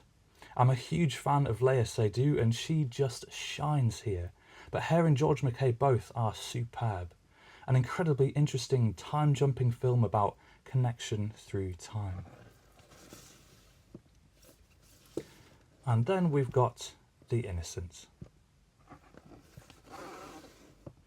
And then we're moving on to my BFI collection. First up, sadly one that I did not enjoy at all, All My Friends Hate Me, which I thought was going to be really funny, but yeah, it was sadly not. Beat the Devil. And, of course, EO.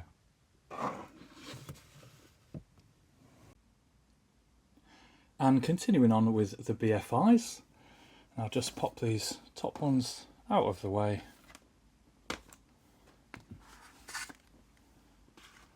And then we've got another film from one of my favourite British filmmakers, of course, Joanna Hogg. This one starring Tilda Swinton, The Eternal Daughter. Fairly recent pickup for me, Michael Powell's The Edge of the World. Of course, a classic of the French New Wave, The 400 Blows. The Flavour of Green Tea Over Rice. Possibly, and this is controversial, possibly my favourite Ozu film that I've seen so far, though with the slight caveat that I do have a good chunk of his films still to go. And then I Start Counting, a fantastic British film, this one, about sort of the madness of adolescence with a young Jenny Agutter. Jules and Jim. One of my favourite Truffaut films, The Last Metro. Absolutely brilliant performances all around with this one, of course, with Catherine Deneuve and Gerard Depardieu. Set during World War II in occupied France. And then we've got absolutely amazing La Haine.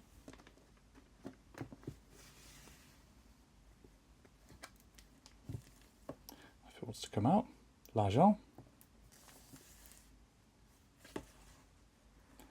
Out of the Blue. Leopoldos. One starring Marlon Brando and a young Teresa Wright. The Men.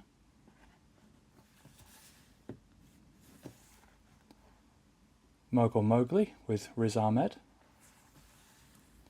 Another fairly recent pickup for me, this one.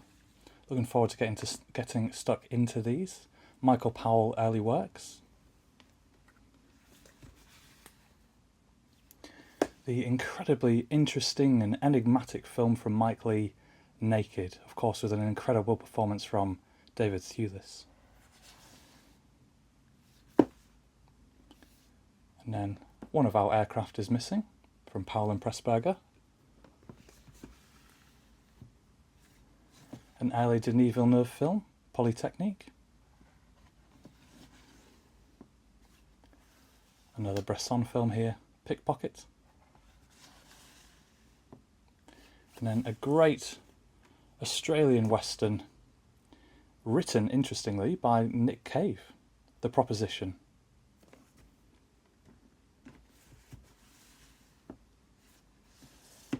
And then we've got The Rules of the Game, Jean Renoir. Of course, the long-awaited 4K of Akira Kurosawa's incredible film, Seven Samurai.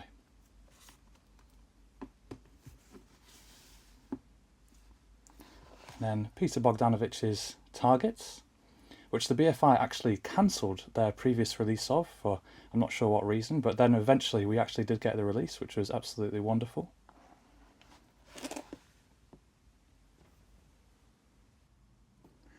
And then we've got a film which no doubt left some scars on many people's childhoods, Watership Down. I do remember seeing some clips of this when I was young, but yeah, I'm pretty sure I watched this entirely for the first time as an adult, and my goodness was I thinking about it for days after. This is a hard-hitting film, to say the least, but incredibly good and incredibly interesting one.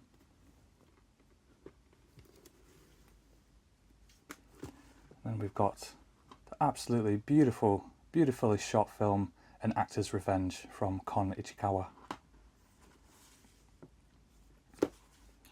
And then Beauty and the Beast.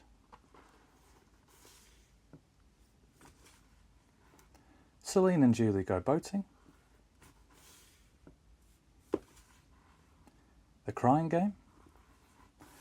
Absolutely superb one here, World War II thriller with a fantastic performance from Donald Sutherland, Eye of the Needle. I was pretty shocked at how brutal this one was when I watched it, considering when it was made, but wow, absolutely excellent stuff. A real thriller, this one. And then, one of the favourite pieces in my collection, a 2-pack of these incredible documentaries, The Great White Silence and The Epic of Everest. And The Great White Silence remains my favourite silent film that I've ever seen. It is absolutely mind-blowing just to see Captain Scott and his men on their journey to the South Pole, or to try to get to the centre of the South Pole. It was shot by Herbert Ponting from 1910 to 1913 and then released many years later in, I think, 1924. But it is absolutely incredible to actually watch history unfold. Highly, highly recommend both of these. And then we've got another Ozu, Good Morning. Another absolutely wonderful film from Mike Leigh, Life is Sweet.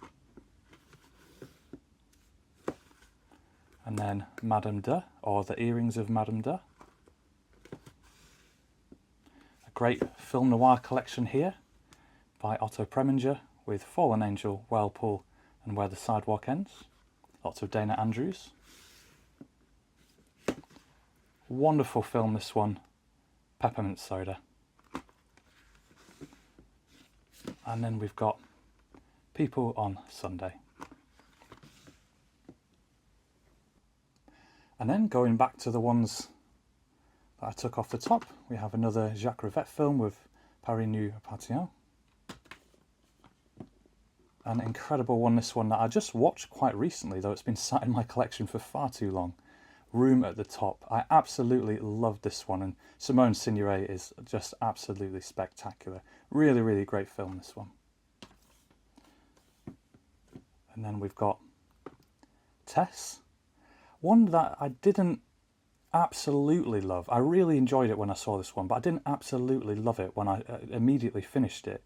But then I could not stop thinking about it for days after. This one really sat with me. Incredible performance as well from Natasha Kinski. And then another Ozu, Tokyo Story. And then we're into a couple box sets here. We've got the Roberto Rossellini and Ingrid Bergman collection with Stromboli, Land of God, Journey to Italy and Fear. And then of course we have the classic samurai collection from Akira Kurosawa, Seven Samurai, Throne of Blood, The Hidden Fortress and Yojimbo and Sanjuro.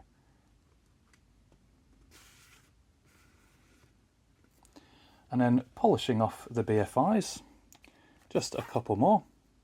We have Jean-Luc Godard's Vivre sa vie. And then last, but by no means least, we have the incredible, heart attack inducing almost, The Wages of Fear. Of course, from none other than Henri-Georges Clouzot, with great performances all around from Yves Montand and Charles Vanel. On to the next shelf down, and now we're into my indicator releases. So I'll just pop these regular editions off the top here, and we'll get stuck into the limited editions. First up is Ship of Fools, a really brilliant film, this one, set in 1933. And we follow both the passengers and the crew of this ship as they sail from Mexico to Germany. This one is very much set in a political climate at the time before World War II. An absolutely amazing ensemble cast here with the likes of Vivien Leigh, Simone Signoret, Oscar Werner and Lee Marvin. Sadly, one I didn't get on very well with, Birdie. Great British film, this one, with a fantastic performance from Anne Bancroft, the Pumpkin Eater. Gumshoe. A really curious film, this one, quite a surreal watch, as we see Burt Lancaster decide to make his way home by swimming in each pool along the way, in, of course, The Swimmer. Things sort of seem to shift and change as he goes, but yeah, a really interesting one that will certainly leave you thinking about it afterwards.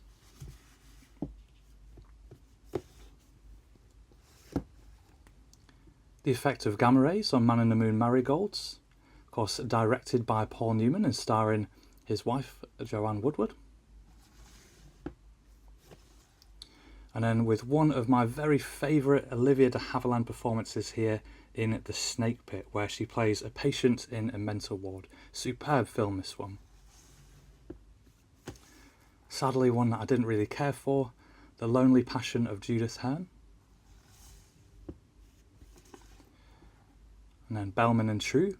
I know lots of people are really big fans of this one, but yeah, for me it was quite mediocre, unfortunately.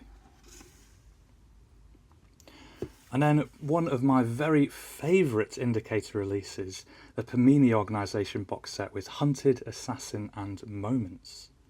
These films were just sitting unappreciated and forgotten in the BFI vaults until Indicator unearthed them, restored them and gave us this lovely release. 3 films from a very short-lived British company, but all well worth watching. This release really embodies what I love about boutique labels, finding underseen or forgotten films and giving them a new lease of life and a new audience to enjoy them. And if you haven't seen his video, Neil from Neil's Movie Channel made a fantastic video where he actually visited the BFI vaults, and I highly recommend it. I'll leave a link to it in the description down below. No Orchids for Miss Blandish. Time Without Pity. It's been years since I've seen this one. Scum, but to be honest I am still scarred from it. Not for the faint-hearted, that film. Winter Kills. Pretty poor, unfortunately. But followed by an absolutely wonderful one with incredible performances from both Deborah Kerr and a young Hayley Mills, The Chalk Garden. We've got Light Sleeper.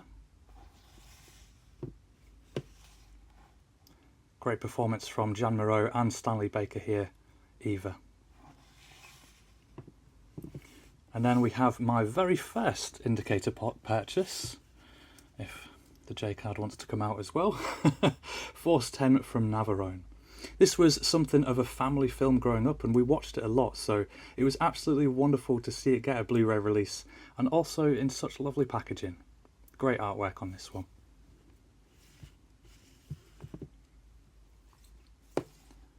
And then we've got Jagged Edge. And then Someone to Watch Over Me. I definitely seem to be in a minority in enjoying this film, but I really like it. Ridley Scott's neo-noir with such a fantastic soundtrack, lots of saxophone and blues. And of course we have a cop who is tasked to watch over a victim before she can testify. Really great film, this one. But yeah, as I say, there's probably not many of us who think that. And then the very funny 20th Century. Followed by an absolutely baffling film. We have George C. Scott in The Day of the Dolphin.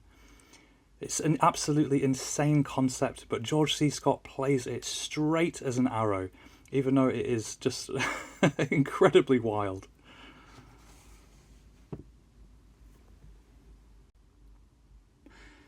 And then one of my favourite neo-noirs that I was delighted to see get a 4K from Criterion. We have Carl Franklin's Devil in a Blue Dress, of course with a superb performance from Denzel Washington. This one is absolutely captivating. If you're a fan of film noir, you will love this one.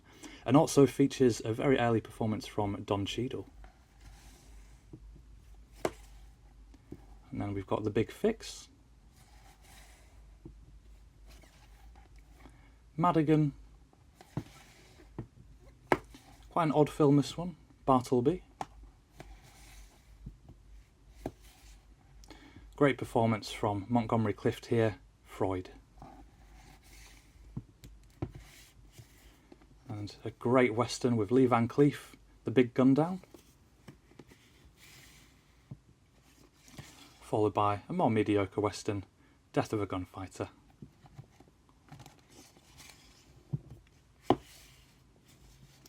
And then we have Barbara Stanwyck and Fred McMurray reuniting here with Remember the Night. And then Bluebeard's Eighth Wife.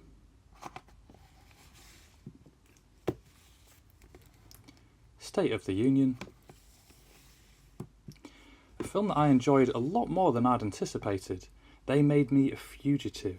Brilliant performance from Trevor Howard here, and of course from the title you can probably guess what happens, but this one was really interesting, sort of providing a different perspective on what was going on just after World War II in Britain. and then Carla's Song, and then Song of Songs. Onto the bottom shelf then, and I'll just pop these ones out of the way. Lovely. And then we've got Broken Lullaby, which has been remade into a film called Fritz, starring Paula Beer. The Kiss Before the Mirror. A great World War II film, this one, with Humphrey Bogart, Sahara. I watched this one a while back and actually enjoyed it a lot more than I thought I would. Really, really great film, this one. So when Indicator announced it, it was an immediate pre-order for me. And that's all of the Indicator limited editions. So we'll start going through their regular editions. So we have Body Double. Just Say With Love, an absolutely wonderful secondary school drama, this one, that for the longest time I just assumed was an American film because of Sidney Poitier, but it's actually a British one. A great 60s film, and of course he is amazing in it. And then The Lady from Shanghai. And then Bunny Lake is Missing. And continuing on, we have Fat City, The Last Detail, an absolutely superb and hard-hitting film noir, this one, so dark and gritty. The big heat, of course, from Fritz Lang with Glenn Ford and Gloria Graham. And then we have The Wild One. And interestingly, actually, when I watched this one, I recognised a quote from The Simpsons while it was playing, and I had no idea it came from this film. So where Lisa / Marlon Brando gets asked, "What are you rebelling against?" And the answer, of course, is, "What do you got?" Wonderful stuff. And then we're into another Brando one with The Chase. The Three Wells of Gulliver. Wonderful film. And The Deadly Affair. It was really nice to see Harriet Anderson in this one, who of course is a Bergman staple, and she's actually in an English-speaking role. Fantastic stuff. And then the incredibly enigmatic and interesting film, this one, Housekeeping. And then moving on, we have The Odessa File, Suddenly Last Summer,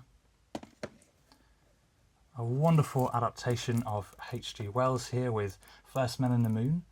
I actually randomly caught this one with my mum on daytime TV a while back, and I absolutely loved it. So yeah, I was really glad to just pay £5 for this in a following Indicator sale. And then we have The Mysterious Island. And then continuing on, we have another absolutely excellent one here.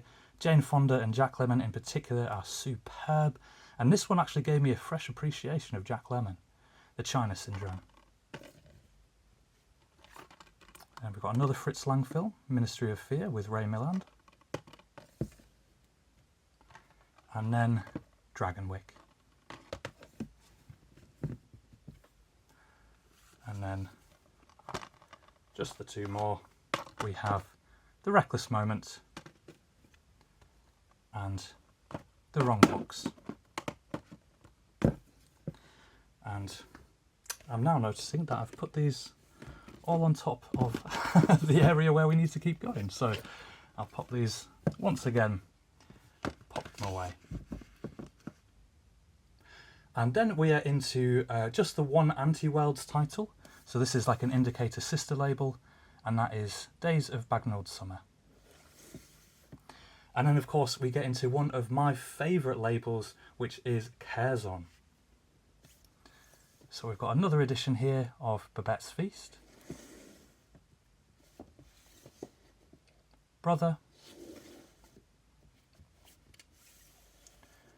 Breaking the Waves, and as I'm discovering with more of Lars von Trier's films at the moment, this was another really tough watch.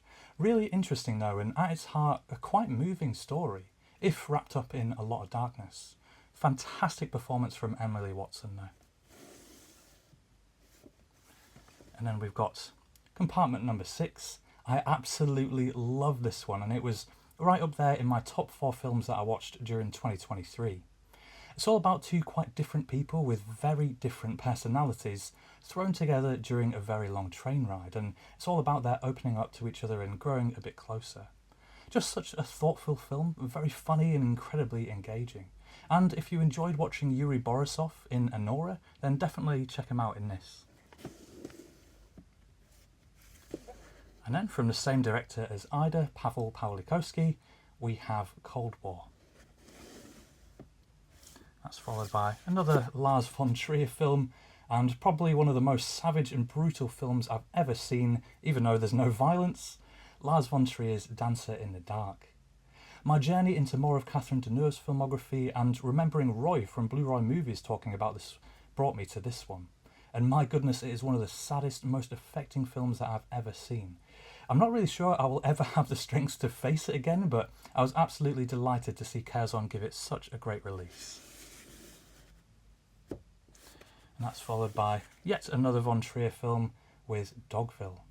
I'm still not too sure what to make of this one really. It has what I'd call a gimmick to it, and to be honest, I found it a bit annoying, especially for such a long film. It's a lot more like a stage play, and even though the story is incredibly interesting, and the acting is of course superb, but just having a gimmick for the film felt like more of an exercise, or just a way to not pay for location scouting. I'm still not really too sure what to make of it though, and the ending, I'm not sure if I liked it or not. A great one to discuss though, that's for sure. And then we have an absolute crowd pleaser here with Krzysztof Kieslowski's wonderful film in 4K, of course, The Double Life of Veronique. One that sadly didn't get on very well with Funny Pages. Really beautiful film, this one. A recent Oscar winner with Flow. And a lovely packaging. Packaging that does not want to go back in. And then we've got Godland. Bong Joon-ho's incredible serial killer film with one of the greatest dropkicks that I've ever seen. We have Memories of Murder. Absolutely chilling stuff. And then the absolutely hilarious Official Competition. Quite a recent release, this one, and a new pickup for me. Orlando with Tilda Swinton. And then we have the older Blu-ray release of the absolutely incredible Wim Wenders' Paris, Texas. And then we have the beautiful new 4K release, which again does not want to be separated from its J-card. Lovely. One that sadly I thought was really not good, considering I really like Jacques Audiard, but yeah, pretty terrible one, this one. Paris 13th District. And then an absolutely beautiful film, shot in the Irish language, of course, The Quiet Girl. Highly, highly recommend this one. It will tug at your heartstrings, and yeah, just an absolutely beautiful watch. And then Joanna Hogg's magnum opus, I think, with The Souvenir, of course, with Honor Swinton-Byrne, who is Tilda Swinton's daughter, and Tom Beck, both giving just astonishing performances. Couldn't say enough good things about this one. Highly, highly recommended. And then we've got Saturn Tango, which I'm yet to see with its outrageous runtime, but look forward to it.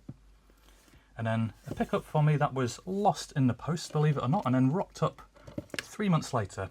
Werkmeister Harmonies. And then last but not least, we have another Wim Wenders film, The Beautiful Wings of Desire. And I was not expecting to see Peter Falk in that, but it was absolutely wonderful. And just before we move on then, I thought I'd take you through my Curzon Artifical Eye titles. Unfortunately, there's no more space for these on the shelves, so I've got them off to the side here. And first up we have the Roy Andersson collection. The older release of The Double Life of Veronique. Film by Joanna Hogg, Exhibition. Absolutely incredible film, one of my favourite British films, Fish Tank. Really, really enjoy this one from Andrea Arnold. We've got Paolo Sorrentino's The Great Beauty. I have another edition of Howard's End. It's Only the End of the World. Another edition of Our Little Sister. And then from Decalogue, a short film about love. These are slightly longer versions than the ones that appear in Krzysztof Kieślowski's Decalogue. And that's followed by a short film about killing. And then I just thought I'd take you through some of the DVDs as well, as I've been making my way on a bit of a journey to pick up some of Hal Hartley's films. So we've got Amateur, Trust, Henry Fool, The Unbelievable Truth, The Girl from Monday, and then another Joanna Hogg, this one, Archipelago, followed by a Mia Hansen love film, Father of My Children, and another, Goodbye First Love. And then we've got Kings and Queen, and last but by no means least we have Christian Petzold's Yella, all held up by none other than Hergé. And then into the movie titles. A big fan of the uniformity of these slipcovers, really like them. After Sun, quite an interesting if quite long musical. Annette,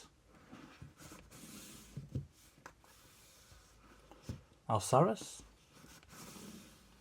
absolutely superb film this one from Mia Hansen Love, the excellent Bergman Island. I really enjoyed this one at the time, but this was another one that came back to me some time later, and yeah, I just could not stop thinking about it. Absolutely incredible film, this one, with Vicky Krieps and Tim Roth. Followed by another incredible film, Drive My Car. Any film where the credits start running at over 40 minutes into it has got my seal of approval. Absolutely incredible one, this one. And one of the best looking films I've ever seen. Astonishing cinematography. Park Chan-wook's Decision to Leave. Really beautiful one, this one. And then Kelly Reichardt's First Cow. Another wonderful Mia Hansen love film, One Fine Morning. Of course, being a big fan of Lea Seydoux, it was wonderful to see her here, and she is absolutely sparkling in this. Really great. And one I picked up after hearing Solitary Ronin talk about it, On Body and Soul. An absolutely beautiful and ethereal film, this one. With the exception of just the one scene where because I'm quite squeamish, it shook me quite a bit, but you might be fine with it. Really, really incredible film. And then we've got Celine Sciamma's absolutely wonderful Petit Maman. And then Under the Silver Lake. And last but not least, we have Joachim Trier's excellent The Worst Person in the World. Moving on, and we're now on to what I call my South Korean shelf, where we have Plain Archive on the left and NovaMedia on the right, also with a rogue The On Collection release as well. You might notice that for the Plain Archive titles, and usually for me, they are in alphabetical order rather than spine order, and that's just purely because I think they look a bit better this way. And I have also separated the ones which have protectors and the ones which don't, again, just purely for looks. I do plan to get protectors for all of these, but yeah, as you can see, I've still got quite a ways to go. I am a huge fan of Plain Archive in particular, as I think they walk the line between being a premium company and a boutique, both things that I really love. Their editions are absolutely gorgeous and have that premium quality, but while they release some mainstream films, as you can clearly see, there is a lot of world cinema and smaller indie titles here as well.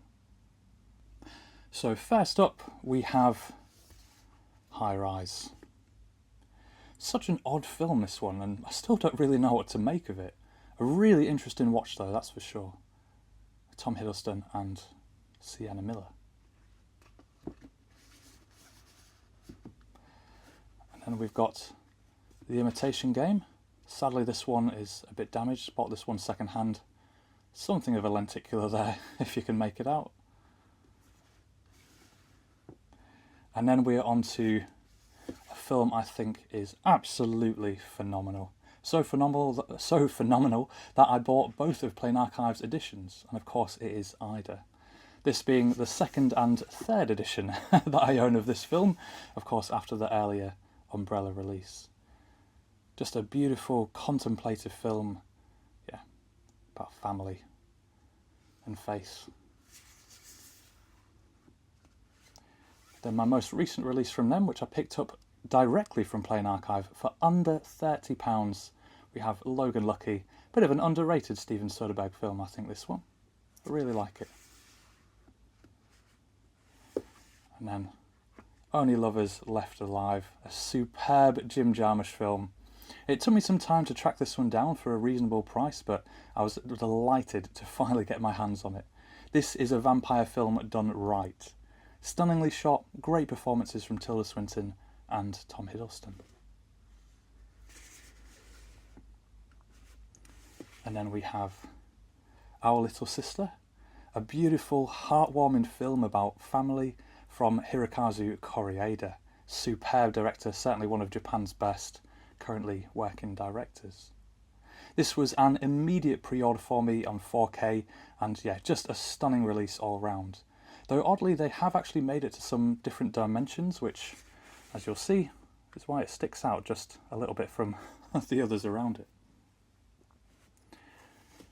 And then up next we have probably my favourite Jacques Audiard film, Rust and Bone. And this is the film that really sparked my interest in Marion Cotillard, who delivers a really layered and deep performance here, along with Matthias Schoenaerts, who is also absolutely fantastic.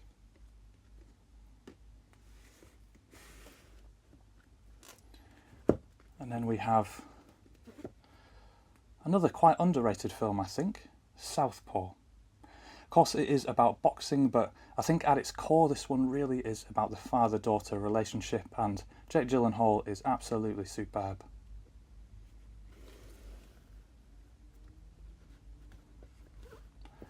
And these are quite stuck in there, tight in there.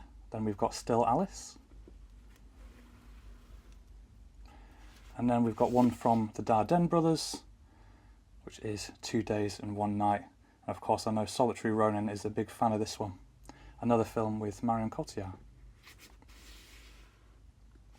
Great Kelly Reichardt film, this one, with Wendy and Lucy, of course starring Michelle Williams.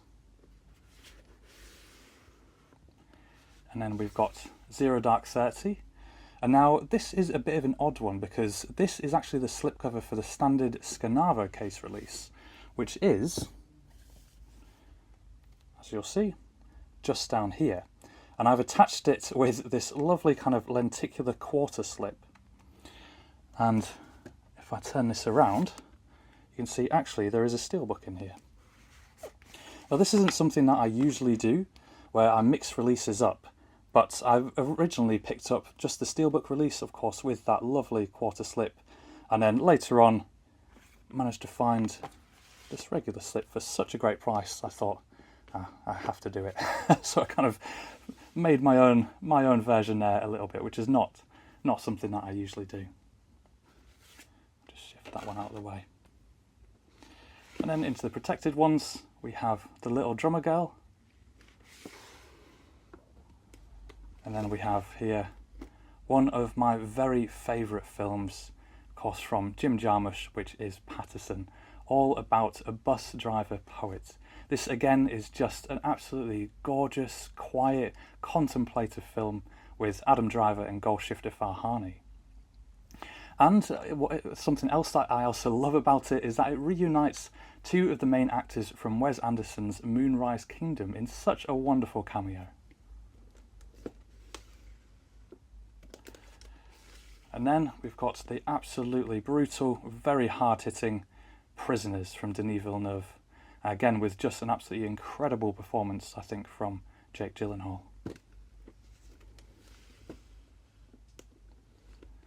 And then a film which blew me away when I first watched it, Tinker Tailor Soldier Spy. And then when I revisited it some years later, when I picked up this edition, just blew me away again. Absolutely astonishing Cold War thriller, of course, based on the John le Carré novel.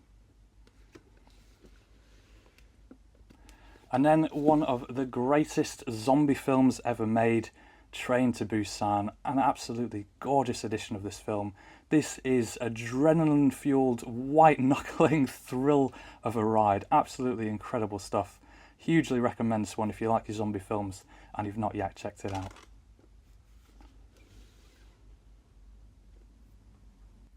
And then we get into the NovaMedia titles. First up we have Edward Yang's incredible A Brighter Summer Day. This was one when I first watched it, because of course I have the Criterion edition, which you saw a bit earlier on. It's a very long film, and while I enjoyed it, it is quite a harsh film in many ways as well, and I came away liking it but not loving it. And it took quite a while, and I just could not stop thinking about it. It kind of came back to me several months later. And yeah, it just really, really grew in my estimations, because this one is certainly a film that will linger with you. Beautiful lenticular edition here. And then one of the greatest films ever made, of course. I had to get Wong Kar-wai's astonishing, beautiful, spectacular, sumptuous In the Mood for Love. All about love and desire, of course, with the great Tony Leung and incredibly beautiful Maggie Cheung. This is such a lovely addition from them for such an incredible film. Of course, very, very high on Sight and Sound's top 100 list, and very much deservedly so. So I wanted to honour it with a really lovely edition. A film that I described as being like a red velvet cake when I first watched it, and I think that still applies today. And then we've got another Edward Yang film, That Day on the Beach. And these are all Nova exclusive releases, so these all come with steelbooks. And then we're into some of their more standard releases. We have a great Hong Kong film, City on Fire from Ringo Lam.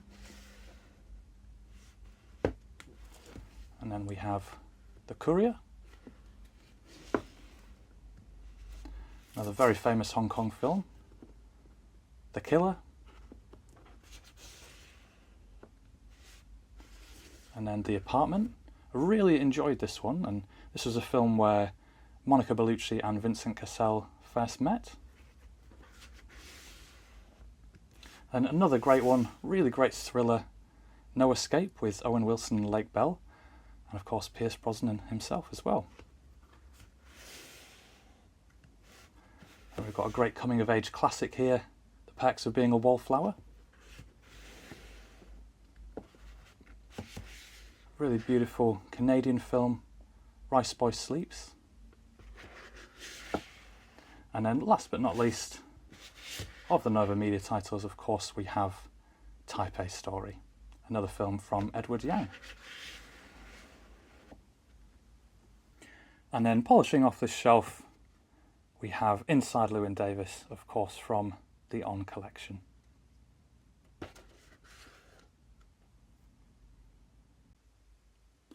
And now we're into the Radiance films. So we've got The Working Class Goes to Heaven, Yakuza Graveyard, the incredibly, incredibly dark comedy, pitch black comedy from Todd Solondz, Welcome to the Dollhouse. Really great film, this one, with Louis Trintignant, The Sunday Woman. Sadly, one I didn't get on very well with Alec Baldwin and Jennifer Jason Leigh, and of course the great Fred Ward, Miami Blues. Incredibly interesting German film, this one, from Rudolf Thurm, Red Sun. She Dies Tomorrow. A Woman Kills. Bo Widerberg's Man on the Roof. Really interesting road trip film, this one, with a bit of a twist. Fill Her Up With Super. Francois Truffaut's The Bride Wore Black with Jean Moreau. Big Time Gambling Boss. Absolutely incredible neo-noir, The Hot Spot. Really, really enjoyed this film. Of course, directed by Dennis Hopper.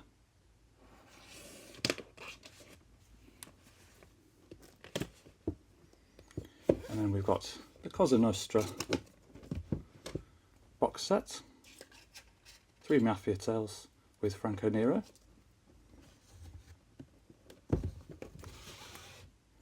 Another absolutely incredible Robert Altman film that I absolutely loved with Shelley Duvall and Keith Carradine, Thieves Like Us.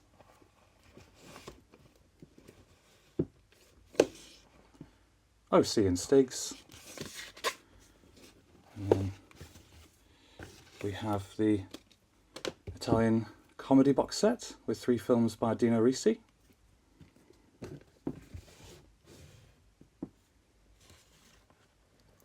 Moment of Romance.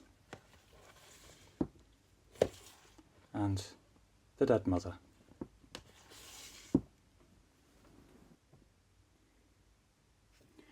And we've got another really interesting film with Jean-Louis Trintignant, Le Combat dans l'Île. And then we've got The End of Civilization, the 3 films, with War of the Worlds, Obi Oba and Gaga. And then we've got World Noir Volume 1, of course with I Am Waiting, Witness in the City and The Facts of Murder. And then another really interesting film, this one, Elegant Beast. I know people have made comparisons to Parasite, but this is actually quite different. And it's almost like a stage play because it's all set in one space, but the cinematography is incredible here because it does not feel at all claustrophobic. Really just beautifully done. Incredible, incredible work gone into that one. And then we've got The Sting of Death. Another really interesting lone shooter film, Goodbye and Amen. Alon Sun Fan. Story written by Water, or with Water. And then last but not least for this shelf we have, of course, the Bounty Hunter trilogy.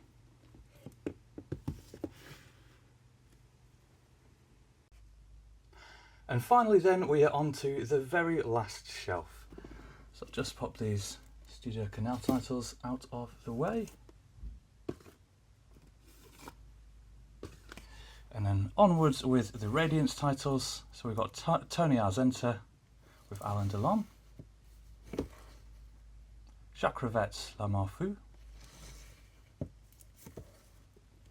Misunderstood. Absolutely superb one, this one from Lao Ye. Suzhou River. Thoroughly enjoyed this film. Kind of a bit of a mind-bending one, but just really, really enthralling and captivating one, that one. Absolutely excellent film from Francois Truffaut here. Mississippi Mermaid, of course, with Jean-Paul Belmondo and Catherine Deneuve. And then we've got Volume 2 of The World Noir. Of course, with Black Gravel, Symphony for a Massacre and Cruel Gun Story. And then we've got the hard-boiled set with 3 pulp thrillers by Alain Corneau.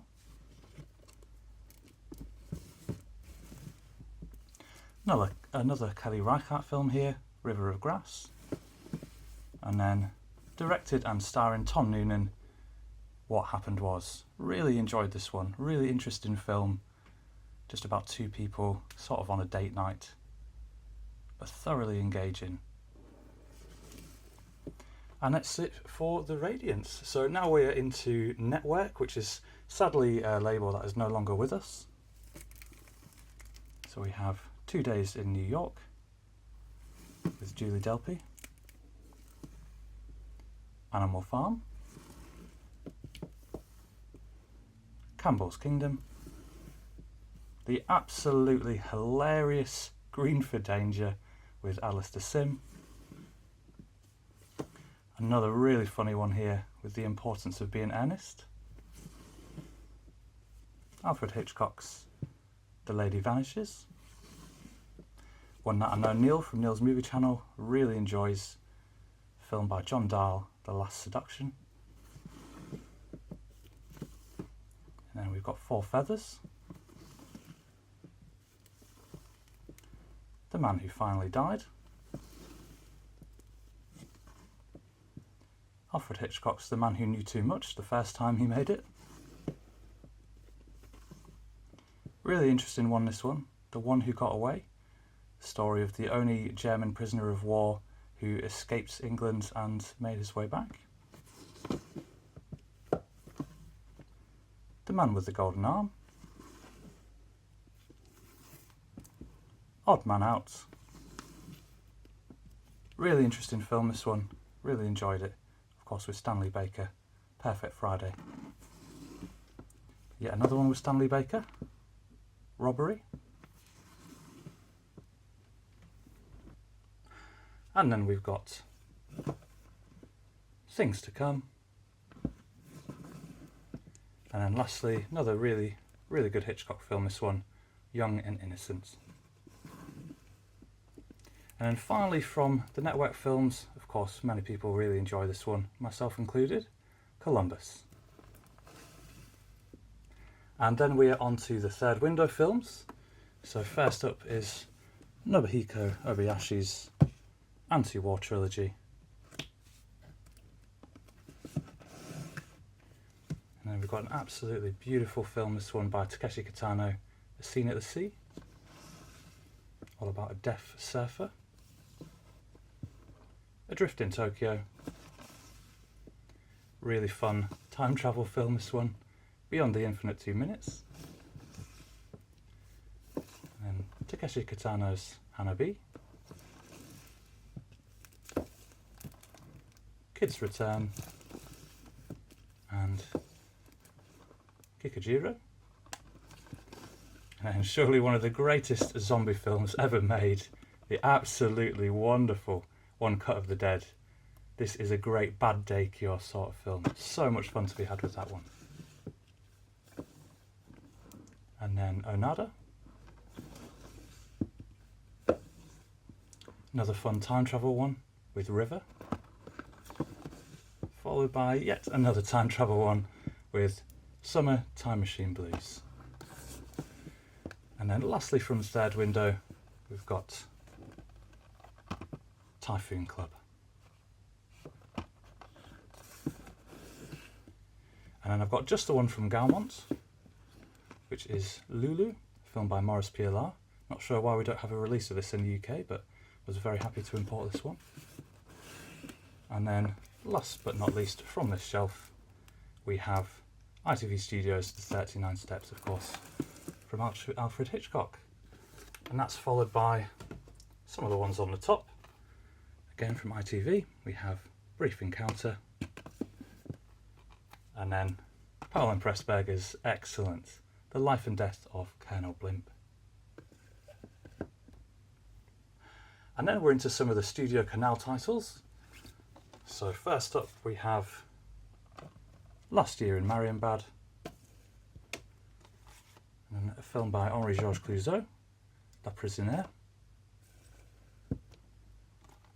And then a great anti-war film from Jean Renoir, The Grand Illusion. That's followed by another Stanley Baker film, The Criminal.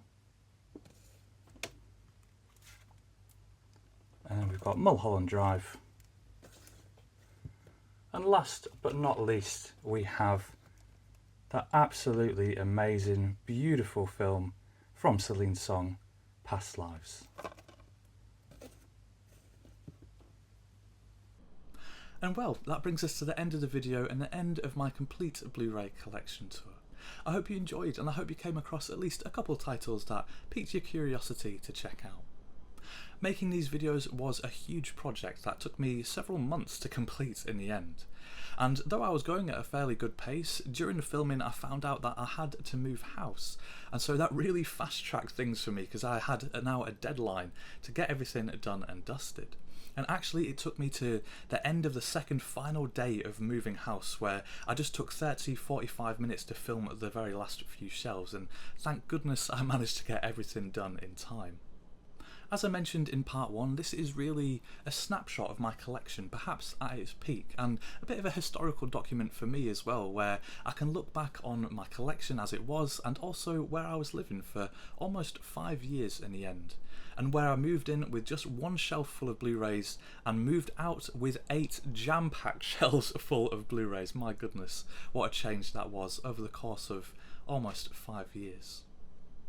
Well, that is everything from me. Thank you so much for watching, my dear fellow collector, and I'll see you in the next one.